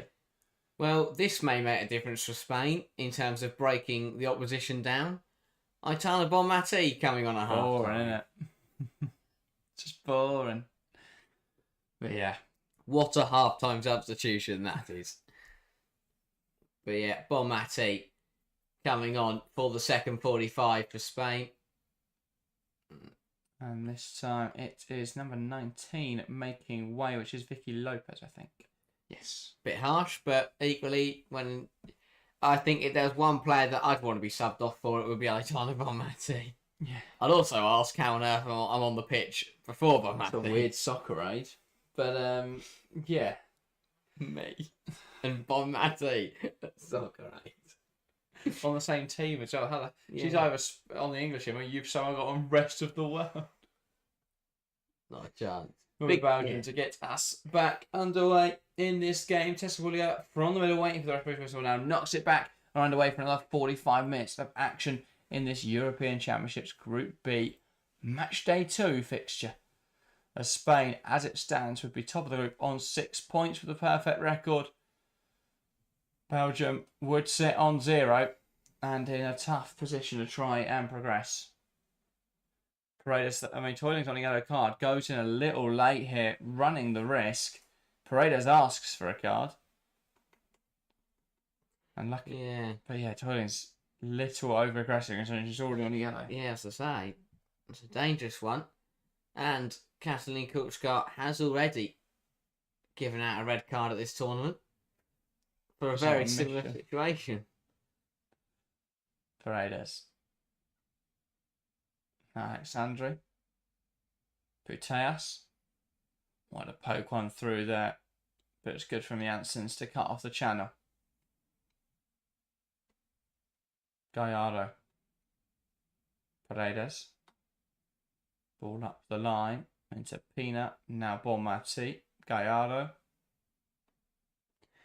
But yeah, so now with the signing of Alexandri to Barcelona, the full strength Spain team will only have 3 starters who don't currently play for Barcelona. Carmona, Carente, Gonzalez. Yeah, that is it. Wow. I mean, that is... And Carente's a former Barcelona player. Yeah. That is crazy. Here's one man see. Looking to make something happen. Ball into the right sort of area. Claimed well. Already looking dangerous. I can't live on that. It also means that no other Spanish club will have a starting player. Yes. Because Olga Carmona has somehow talked her way into getting a move to PSG. I'm not surprised. Their recruitment strategy is just, here's a big name, let's sign her. It just doesn't work. Yeah. No squad planning, and the good players they do get just leave for Lyon. And to be fair to Real Madrid, they're building quite nicely, which is important for Spain, I think, as a nation to build up the quality and build up the strength of opposition in the Liga F. Yeah. I think losing Carmona for Holmgard is an upgrade, I'd argue, for Real Madrid. I think that's a controversial statement. I think it is. But again, don't let that... Only because the media overrates Olga Carmona. Don't get me wrong, I think she plays a great cross, but doesn't mean she's a good defender. Spain don't need that. That's the thing. Yeah. Spain don't need a left back that can defend that well, because they've got Ona Battier, who's one of the best right backs in the world right now, and a strong defence and goalkeeper and strong midfield. They don't really lose the ball, but Carmona isn't a strong player. Belgium thrown on this near side. Nice turn from Toilings. I'll say taking over. Normal order has kind of been resumed, really. Pina, nice turn. Feeds Gonzalez. Puteas, not enough on that to Calante, but she makes it work. Now Bonmati shimmies one onto her left foot, takes aim, and it's just wide. And that's not what you expect when Aitana Bonmati gets up a shot. Harry was readying a scoreboard change.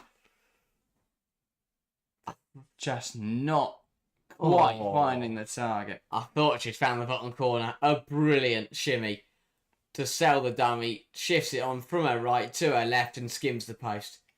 Really close from Bonmati, who will be hoping that she can open up her Euros account in the next 42 minutes. Toilings, Woolleyert, ball in behind. Chance now for Erlings. Comes across Battier into score, and it's in! Belgium are level, Spain 2, Belgium 2. Flag's up. The flag does go up. I thought so. It's tight. Great breakaway. Erlings with a tidy finish, but will it stand? VAR's got to check it, surely. And this will be interesting. Does she go too early? I'm not sure she does. I think Irene Paredes rules are on there. I don't. I'm intrigued to see whether the angle is deceiving. It's a really poor angle. Really looks like Paredes rules are on there. It's a great finish, by the way. Lashes at it well, in off the post. I think Erling's reaction says that it was tight. This is huge. It is definitely close. Look, I think Paredes rules are on. Again, we haven't had a nice angle of it. The angle was hot. I think the angle could potentially be a bit deceiving, but it's close. You can tell it's close because it's taking its time. Oh, the semi-automated offside system. You think you just press play, or you press a button like it's ChatGPT, and you work out which moment to take it from, and then it's not. You don't press a button; it does it automatically. Should that? It's semi-automated. Exactly. We automated offside. It'll be quicker. If they come to a decision, let's have a look then again at this one. Oh, I think Paredes rules are on. This is going to be like millimetre stuff. It's so close again. And the goal stands, I think. Yeah, it's given. Yeah, celebrations of Belgium. Spain 2, Belgium 2. Great movement from Erlings. Breaks in behind. Tidy finish. And Spain, for the second time in this game, are pegged back by the Belgians. Spain 2, Belgium 2. 40 minutes to play. Great start to the second half for Belgium. The game that keeps on giving. A brilliantly timed run by Erlings and a very, very good finish to beat Nanclares. Battier does well to bring her down, but potentially should off. A great finish that. A really, really good finish in off the post. Drills it well. And Belgium are back level. They just refuse to bow down to the world champions. They are putting up a fight and giving a very, very good go. A long way to go in this game, but we are all square once again. And so Spain have work to do. And Batte under pressure from Taloba. Here's Bonmati. Now Gallardo. Bonmati. Putellas. Lovely turn from Alexia Putellas. Feeds it through to Esther Gonzalez. Chance for Spain. Goal for Spain. And as quick as they go level, Spain take the lead again. Lovely move. Gonzalez lashes it home. And it's Spain 3, Belgium 2. So quick. One after the other. And Belgium looked deflated after that one. They just found it back into the game. And immediately, Spain just play through the midfield like it's not even there. Sliding Gonzalez. And it's a really tidy finish from an elite marksman. Brilliant from Gonzalez, but for Belgium, really, really poor. You've just got yourselves back into the game and just let Spain carve through you. Brilliant through Putellas. It's a great turn. Lays it into Gonzalez, who finishes it brilliantly. He just doesn't follow this run at all. No. He's caught ball watching. Completely lost. Belgium will be really frustrated because they've just got themselves back on level terms and immediately throw it away. But this game is goal fest at the moment. Yeah. One after the other. Really good finish from Gonzalez. Her third of the tournament. And she is really setting the bar high and is trying to run away with that golden boot. Very tidy stuff from Spain. Although now they're messing around with it a little bit at the back. Paredes puts it out for a throw. And Belgium now looking to bounce back once again for the third time. I mean, Spain have now lead for the third time in the match. Can Belgium respond for the third time? Well, the Belgian fans will try and drum up a bit of atmosphere, a bit of energy in this Belgium attack. But they've been brilliant, Belgium. I don't know where this has come from. Deleuze, Erlings. Pacquiao towards the runner. Deleuze, Batte will see it out. Wrong decision there from Erlings. I'm not really sure what she's tried to do there. With that back heel, overcomplicating it a little bit and losing the ball. I mean, if it comes off, it's brilliant, but it didn't. So this is the offside call then. And yeah, she's onside. Onside a bit. Quite a distance there. Yeah. I mean, we're seeing people ruled off while being level this tournament, so got to be careful. Wish she had a little bit of margin to work with. Here's Olga Carmona. Carries the ball forwards well. Smashed away by Tisiak. I think the fact that Spain responded so quickly to being pegged back again has really changed how this game could have played out. Yeah. Because, again, the longer it stayed at 2-2, the more Belgium will believe the fact they threw it away so quickly will be really frustrating to the fans and to the players.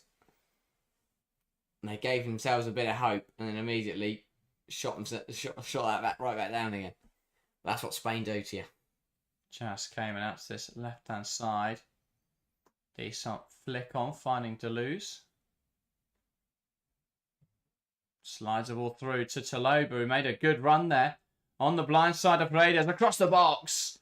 And the flag. Flash of an opportunity, would have unable to meet it. Does the flag not go up? We'll have a look. I thought Taloba was... I don't think so. Oh, yeah. Yeah, just about. Drifts offside. No one for Spain called that one, though. Bouliet just couldn't get on the end of it. But Belgium still showing signs of life. And again, they are not going down. They are refusing to give in to Spain. Taloba wins that high.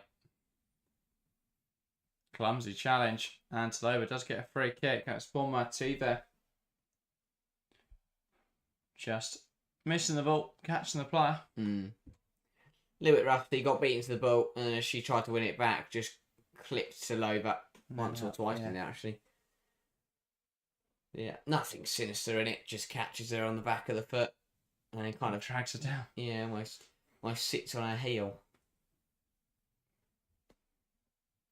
Taloba still feeling the effects of that challenge. Yeah, I do think it's important that Bonmati does get involved as much as possible and does, start getting some goals and contributions on the board, because that Spain will want her to be at 110% by the time they get to the knockouts. And they don't want Bonmati to still be warming up into this tournament, in those decisive fixtures. Be interested to see if she can start this Italy game or not. Ball down the wing. Passier sees it out well. Erling's actually touched it. Ref's not buying that. Worth the appeal, isn't it, really? But very rare that you get not that convincing from Erling's. Paredes. Now Alexandri. Tries a forward pass. Here's Esther Gonzalez. Ball in. Headed away. Tried to lose. Back into the penalty area though. Bonmati twisting away from goal. Here's Carmona. And there is a foul in there. I think it was from Atana Bonmati. Yeah, handball given. Not sure. We'll have a look at this one. It's nice to see a ref here officiating. I thought Bonmati. Does look like they are. Yeah. Down the left hand side there, Janice Kamen. Wider still into Taloba. Ball in behind. Great timing of the run. And a chance now. It just bounces away from Williat. Toiling, sorry. I think she was on again there. Yeah. Yeah, great run. Just couldn't get on the end of it. Just bounces away. It's horrible to bounce. It just gets away from her and into the hands of Nan Claudes. Another big chance for Belgium. Who again did not look comfortable. Doesn't look comfortable for either of the goals she's conceded. Didn't look comfortable there. Ball in behind. Chance for Spain. Fantastic recovery from Janssens, who claimed she was fouled there by Esther Gonzalez. Not being given by the referee. Will be a corner. No. It's a good recovery. Gonzalez is just challenging for it. Janssens does well to, nothing wrong with that. To clear that ball and put it out for a corner. And just keep Spain at bay.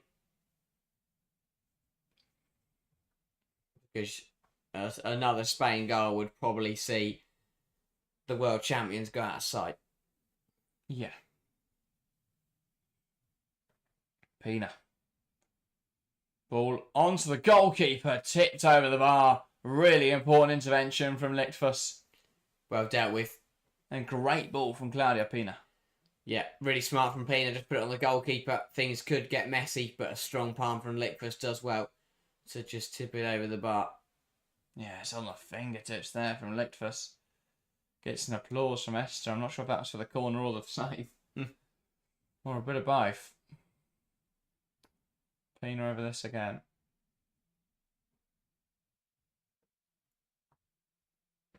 And the referee will have a talk to the players in the box. A little bit of pushing and shoving.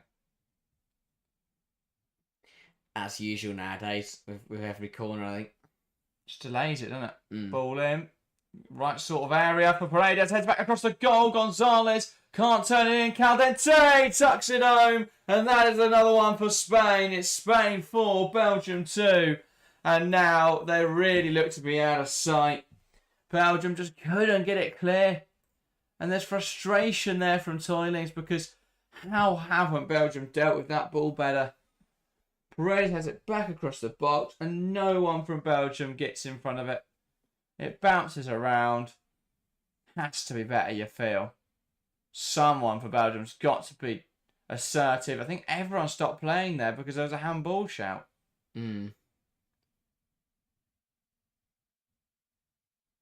Really good from Caldente. By Mariona Caldente.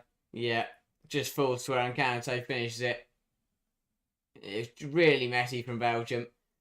Potentially would have been a penalty as well, because to lose, maybe it's a bit more a shoulder anyway. Doesn't matter, because Caldente fires it into the bottom corner. But frustrating for Belgium. They just didn't deal with it, but Spain take advantage. And you feel with a 2-goal lead now, with only half an hour to play, they should see this through, and they will hope to try and potentially add a few more to this tally as well. Alexandre commits a foul there. Belgium free kick. But a good response from Spain, because after Belgium levelled it up at 2-2, things could have got a little bit messy. But they've found 2 goals and just put themselves back into a comfortable position once again. Yeah. Yeah, good stuff from Spain. Ball in behind. Headed away by Alexandre. What we've seen, though, is a vulnerability from Spain to transitions. If it wasn't for that they could just come forwards and overpower and out-muscle Belgium, they'd have been in trouble today because they haven't defended well on transitional moments. Chance to have a Spain. Great save from Lichters. Will fall for Putellas. That's blocked. Bonmati. That's blocked. Putellas again. Can she make something happen? Comes inside across the box. That's palmed away. And out now for a corner. Just an absolute barrage from Spain. First shot saved by Lichtfuss. Putellas then denied by a block. Falls of Bonmati, who's also denied by an intervention. What a save. Just like Belgium. Just Cannons away. Just about holding on. And then Putellas trying to squeeze a cute ball in. Doesn't quite work. This could become a long 25, 30 minutes for Belgium at this rate. Yeah. Into the right sort of area. Headed away. Carmona will look to keep this alive. Now Gallardo. Battier. Paredes. Back to Battier. Ball played across this left-hand side. Putellas drifts inside. Here's Carmona on the overlap. Ball back into the box. And that is cleared away.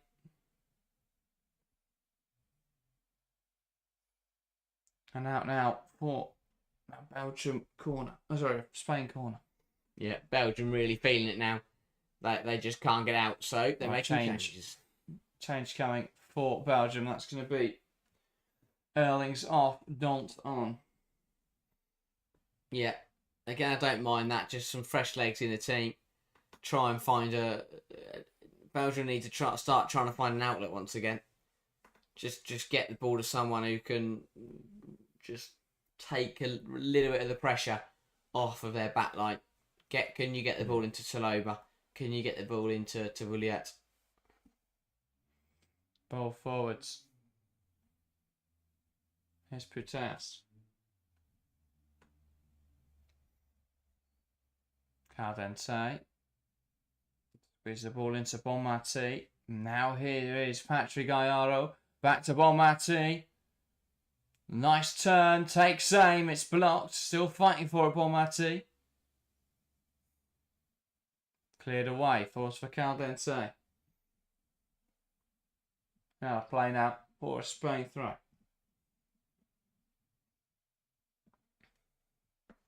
Lovely football team. Caldente and Putellas. That flick from Putellas is a foul.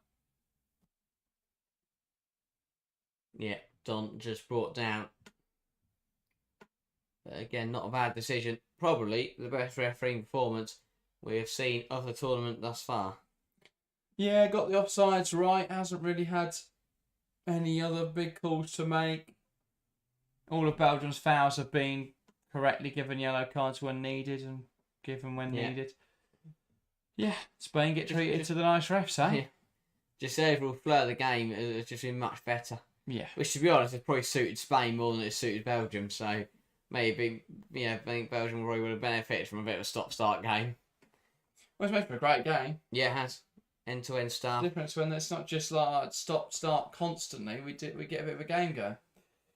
Nigel says, is there a chance Kante wins the Ballon d'Or if Spain win the Euros? I don't think so. She should do. Should be a Champions League and Euro winning midfielder with an instrument to imbibe. Kante coming forwards, takes aim, blocked, falls to Esther Gonzalez, can't adjust her feet. But realistically, if Spain win the Euros, it'll be Putellas' Ballon d'Or or Bonmati, because it's just simply a popularity contest. If it's someone other than Spain that wins it, then I think they would be hard pressed to give it to one of those players, because they didn't win the Champions League this year and they wouldn't have won the Euros. So I think it would then go to whoever's won the Euros, Texane Pina, it's blocked. Either whoever's won the Euros or Olga Carmona or one of the Arsenal players in the Champions League squad potentially. I was thinking that the Euros, because if it's England, then someone like... Surely has to be Russo. Yeah. Exactly. But if it's Germany, then they might get away with giving it to one of our players. Yeah. Pina comes inside. Putellas. Pina. Tidy stuff. Putellas. Caldente. It's a deflection off of Fiesta Gonzalez that takes that wide. I'll take it towards the goal actually, but not quite able to find the back of the net. It is really good in a tight area from Spain, but someone from Belgium has got to get a tackle in. Too easy to let Spain wriggle around in barely any room. But yeah, the deflection from Gonzalez took it closer to the goal than it was actually going to travel. Hopefully from Van Havermet loses it now though. Here comes Spain. Putellas playing out wide to Olga Carmona. Here's the box now, Putellas. Carmona. Bonmati. Touch escapes her. I will say, I think Bonmati looking a little bit rusty, which is expected, obviously. Yeah. It's been a tough week. Not the prep for the Euro she would have wanted. Yeah, she got 20 minutes, 25 minutes against Portugal. She's got 45 minutes today. I think they'll be hoping that she can start the Italy game. It feels like a real rush back. I hope it doesn't have any more serious issues for her. Paredes. Gonzalez. One back out the field. Belgium pull back there. Can't believe that's not a yellow. It might have been given. Oh, okay. Thought it was they took a free kick. Will carry it forwards. Ball into the box. Paredes has not dealt with that incredibly. Don't know heading it considerably. Don clears it for him. But better from Belgium. A little bit more. That's the first time they've come forward since they scored that equaliser at 2-2. So it's a bit more promising. Just to take some pressure off. I don't think the ref's gone back and given a booking there. Which is bizarre. Alexandre. Caldente. Putellas now. Caldente. That's the right hand side. And Battier swings into the box. Gonzalez touch it down to Alexia Putellas. Now Caldente lifting in for Putellas who heads it all off the post. Messy moment and Spain not quite able to add a fifth. How did that run through? Really surprised at that brilliance again between Putellas and Caldente. You think so at the top. Putellas just gets a little flick on. And I mean, Lickfish just doesn't seem to react to any of it. Yeah. Luckily for her, it runs onto the post and it's now a Spain corner. 20 minutes to play. Pina. Ball in. Headed out. Will I know to get that under control and that'll be a Spain corner. But yeah, Spain will be looking for another Gonzalez goal in this game because so far no player has scored more than one goal this tournament. Gonzalez is on 3. Yeah. So if you can extend her lead in that golden boot race, it's up in a really good position. Yeah. It'd be interesting to see when the other sides, like France, take on Wales or when Germany take on... no, they've already played Poland. So that is a slight problem. So it'd be interesting to see. Yeah. I mean, Germany will still need to get goals to beat Sweden and Denmark. Yes. Ball in, headed away. Now Pina. This is why a lot of people went for Spain players though for Golden Boot because of the group. It was quite apparent they would get a few goals, and 9 in 2 games, still with 20 minutes to play here, has shown that. Gallardo. Pina.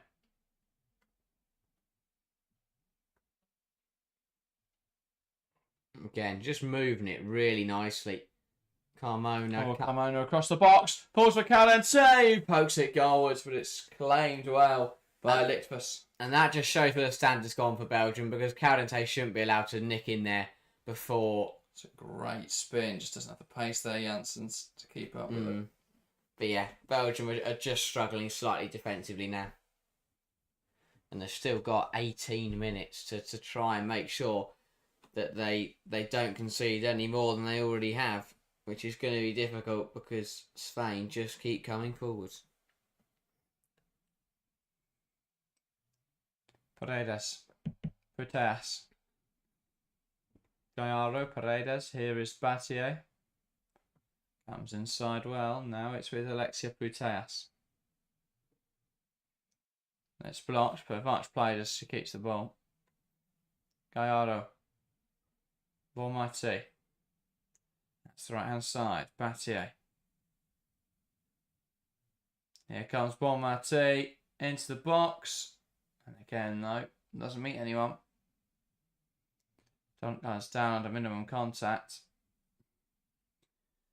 Phil says it's like watching the 70s Brazil team or the Croatian Netherlands team. Yes, I remember watching both those teams. Yes, thank you, Phil. Again, always love the modern references, but as someone who has watched a lot of Dutch football, or gone back and watched a lot of Dutch football, it's not too dissimilar. Lots of positional rotations, lots of fluidity. I don't think we'll ever see anything that fluid ever again. Football's way too structured nowadays. People love out of possession shapes too much. Yeah. But yeah, it is very fluid. More changes for Spain, by the way. Yeah, Caldense off for Athenia, Esther Gonzalez off for Martin Prieto. Grace says Belgium needs some fresh legs in there at least.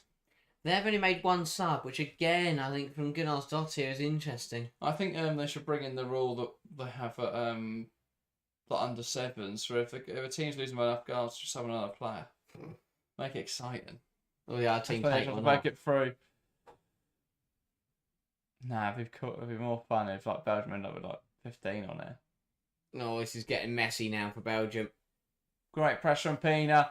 To Athenia, it's blocked and cleared away. Still though, Pina yet to get in on the act at this tournament. I mean, an assist today. Yeah, it's true. From a corner though. So yeah, it's just not really. I think a player we all expect to stand out for Spain, especially after performances in the most recent Nations League fixtures and performances at Barcelona this season, but she just hasn't shone. No. Zelda Carmona. I really thought that she'd probably set this tournament and this group stage alight, but just hasn't kicked into gear yet. Plenty of time for her to do so. Oh, again, it's brilliant football from Spain, moving it from left to right. Battier. Puteas. Battier. Now Patry. Gallardo. Now out for a Spain throw-in.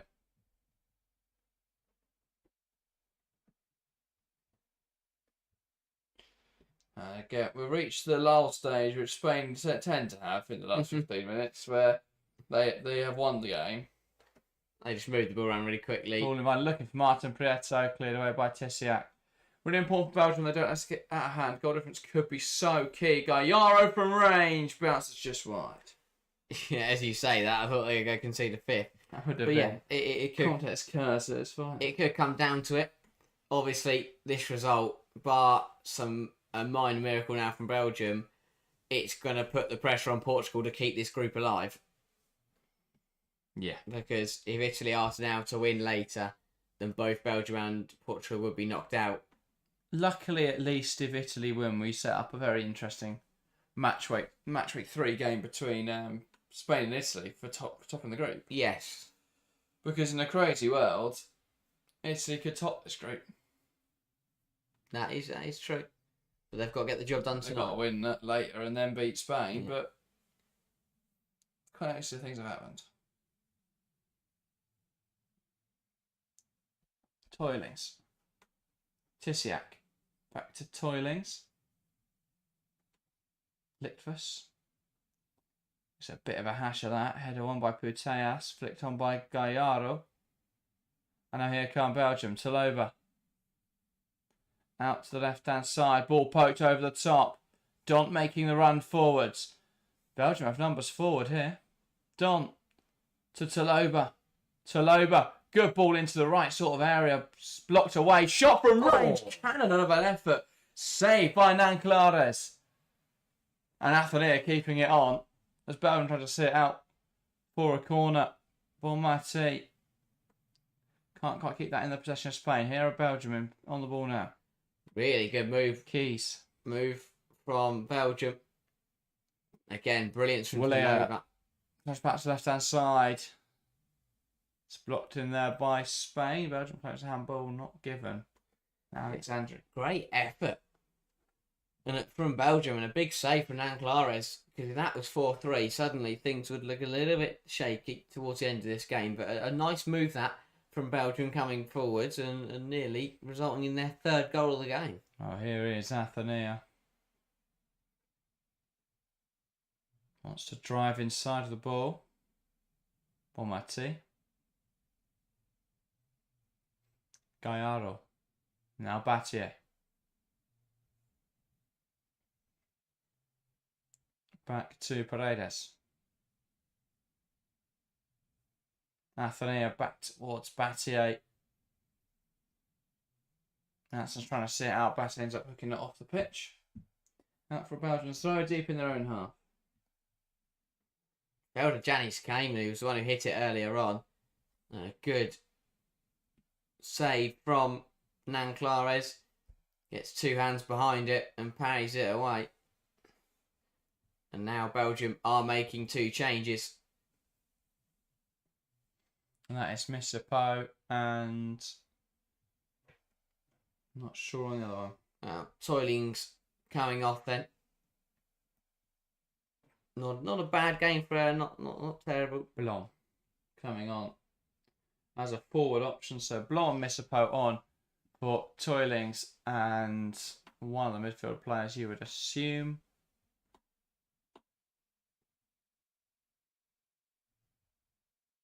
Still not sure who. Yeah. Well, she's come on. They are letting have another one. Yeah. I think it's Taloba again. It's interesting. Because I think she's playing very, very well. Yeah, Taloba. I assume, because she's not on the pitch anymore. But yeah, she's playing well, but I guess it's about resting her up. But at the end of the day, this is your game. This is your now or never. Bonmati.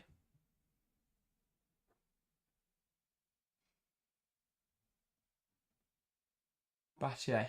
Bonmati. Paredes. Bonmati. Now Puteas. Out to the left-hand side. Here's Pina. Can she get a shot away? Drags it forwards. Takes aim and it's saved. Martin Prieto fighting for possession. Still just not going for Pina. Bonmati. Nice dart. Nice a back heel. Comes off just about into Puteas. Now Pina. Cuts in. Takes aim. What a strike from Claudia Pina. We've spoken about her being quiet that's in this tournament, but that is a statement. Buries it in the top corner. A work of art. What a finish. And for the second time, Spain have 5 in one of these games. Welcome to Euro 2025, Claudia Pina. A brilliant, brilliant effort. Finally up and running for the tournament. But claimed she was quiet, so she decided to hit a screamer. And it's Putas who found her, just shifts it away from Janice Cayman and arrows it into the far top right corner. Great vision from Puteas.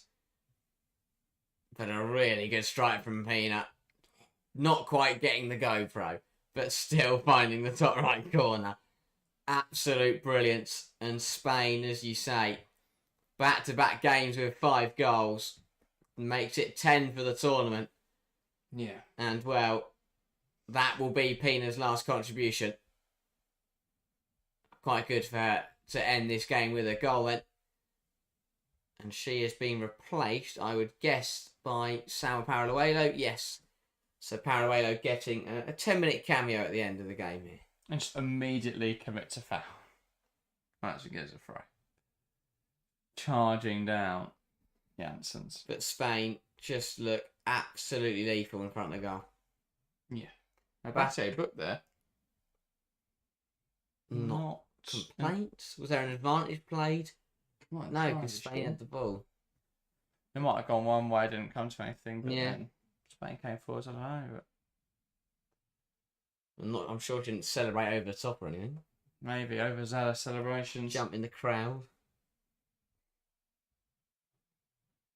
Camera just forgot to pick that up. Yeah. Yeah, Belgium want to make sure they don't concede anymore. And what has definitely been a better performance from Belgium is going to end up being a pretty disappointing result. And Spain are looking for even more. Perhaps this right-hand side, Deleuze knocking out of play. And that's out for a Spain throw.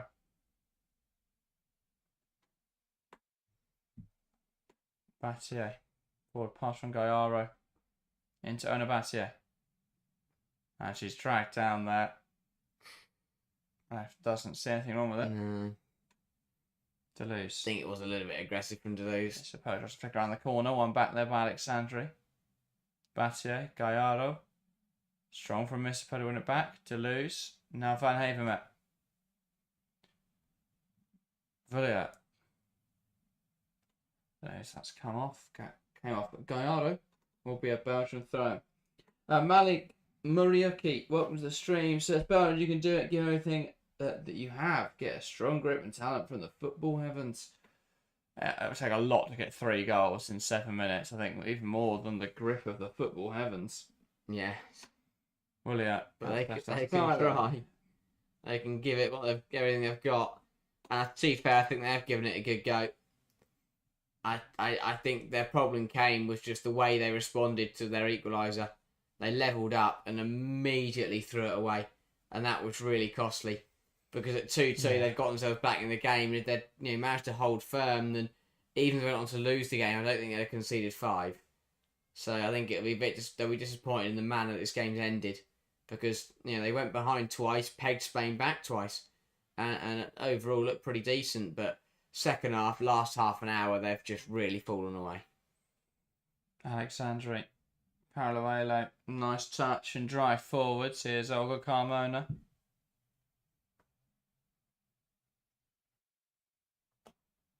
Now Paredes. Athenia. Plays in Salma Paraluelo now. Ball in. Head away by Tisiak. Good clearance that from Amber Tisiak. Paraluelo, though, looking to cause problems with her pace down that left-hand side. Just having a look back at this Pina strike. Absolutely brilliant. Just cut inside. Strikes it. Oh, it's right at the top corner from Claudia Pina. Does well because she's hit it hard, but still managed to get a little bit of curl on it and keep it down. Another change for Spain then. Last one of the game for them, and that is Olga Carmona being replaced by Ua Harvey. So just rotating ahead of the knockouts. Makes sense. Give Ua Harvey a run. Ball in. Bit of a hash shot. Poked forwards. Turned goalwards. And Alexia Putellas scores again. Spain 6. Belgium 2. 23 goals across 5 meetings against Belgium for Spain since April of last year. It's absurd. I mean, don't get me wrong. It's really good from Spain, but Belgium have absolutely collapsed in the last half an hour. How this gets recycled, how this isn't dealt with, it's just loads of flick-ons in there. Drops down, a hash shot, a flick on from Alexandra, a flick into the back of the net. So Gallardo, and then flicks on the back by Putellas. It's brilliant from Putellas. But again, that is the 3rd goal today for Spain that's come from a corner that Belgium just haven't dealt with. Yeah. The first one, fair enough, was a header from Paredes to get rid of, but the second 2 have just been corners that they've failed to clear, and Spain have just prodded it home. Ball in, cleared away. Drops in there for Tisiak. Don't. Great ball into a good area, headed off the bar. Drops in there for Van Avermaet. Sorry, and it's Flags up on Cayman initially. Belgium have got to be so frustrated because they have challenged in attacking areas, and there's just been moments that just not defensively well enough defensively. Shocking. Let's have a look at this. Whilst Janice came offside. Oh, I think that'll be allowed. This should be 6-3. What a game. 9-goal thriller. At least Spain haven't found all of them. And Boulier just finishes it into the bottom corner. VAR called into action once again. And I think that they're going to allow a goal once again. But we'll have to wait and see. But Belgium. Both of them have been disallowed on pitch. They might both be overturned for goals. In the modern game, it's usually the other way around, where we go to VAR and they go, oh, hang on, we found 15 reasons. That's been ruled off. Looked on from the replay, we haven't actually seen a VAR check on that one. Unless it will be that Roulier was off when Cayman headed it onto the bar.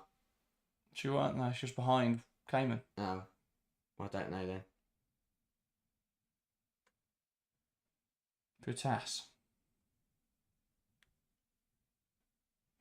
Now, Nanclades.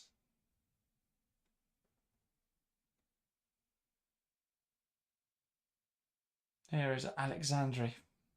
Uwahabi. Finds Bonmati. Uwahabi. Lovely football from Spain. Good turn. Gets tracked down by Misipo. No, Misipo was never. Didn't even think about playing the football there at all. Crazy, we've just not even had a replay for that goal. But yeah, I just Belgium to challenge with Spain for an hour is really strong, but the way that they have folded in the last half an hour, it will be very disappointing. Yeah, and a really poor way to kind of crash out of this tournament. Harvey.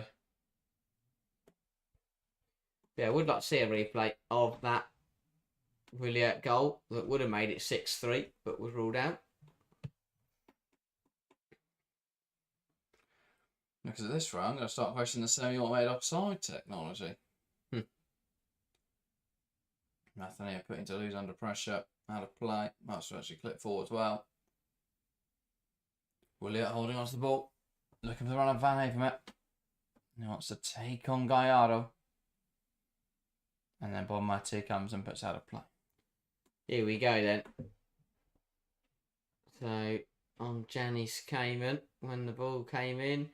No way. Oh, that one. That one just offside. That one was fair though. That one is tight, but that one was off. I thought they looked in line again.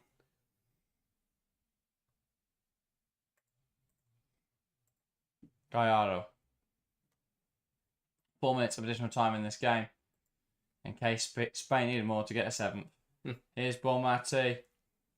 Across to Martin Prieto. And it goes to Paraluelo and the move breaks down. 11 goals in 2 games for Spain at this tournament. Natty. Absolutely ridiculous. Don't get me wrong, Belgium and Portugal have not defended well, but to score 11 goals in 2 games at a major international tournament on a professional level, it is absurd. Yeah. I'm really intrigued to see what Italy can do against Spain on Thursday. Martin Prieto back to Putas. Floats one through towards Bonmati. Drops in there now. Putas tries to take aim. That one, though, a little wider of the mark. But Spain are basically putting themselves in the running for Golden Boot from having a really nice group that they've absolutely smashed. Because Putas is now on 3. Gonzalez is on 3. No one else has more than 1. Yeah. Yeah, crazy numbers behind it. I really hope that Italy on Friday, if they concede more than 5, I mean, I can't see that happening. but surely not. Gallardo heads it to Martin Prieto. Yeah, they shouldn't concede more than 2 though, realistically, but they will, because this is what we're watching. Spain just tearing teams apart. Yeah. No bother in the world. And So it's just something about Spain. Things just Belgium fought so hard for 45 minutes, and then as soon as they conceded to 4-2, they've just given up. They've just realised they're out. I mean, and that's it. The and way Spain just pounced on that weakness. The way that Belgium responded after they equalised was absolutely shocking. Yeah, to allow us to score so easily. A minute after you've just got yourself back in the game is so That's the problem, because people will just go, "Oh, Spain are brilliant, no one can possibly beat them." But we've not seen a fair understanding of how they're going to play. In the first half and into the second half at the start, Belgium competed with them, and it was really close. 6-2 is not a scoreline that is reflective of how well Belgium did in the first half. It's just simply got out of hand at the end of the game. And the Portugal one, well, again, 5-0 doesn't represent how well they played for most of the game. There was just flashes of utter stupidity where Spain found goals. I'm not saying Spain aren't a brilliant team, don't get me wrong, but I'm just saying let's take their results with a bit of a pinch of salt at the moment.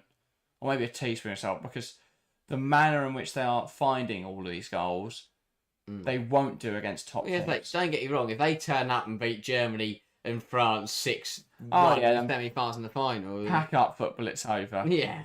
Spain have it all, well done. But I just don't see it happening, and so far we've not seen them score goals through being able to be honest, outwit well organised opponents. It's just for any side to concede 6 goals in a 90-minute match at the group stage of major international tournament is shocking, and I don't care who you are or who you're playing. You just shouldn't let that happen. If you're good enough to be at the tournament, you're good enough to at least put up a somewhat of a fight. They did, and that's the thing. Yeah. They for just 90 minutes, gave up. You at can't. the end of the game. Yeah. Portugal weren't on it from minute 1, and Belgium gave up right at the end. Spain free kick. Yeah.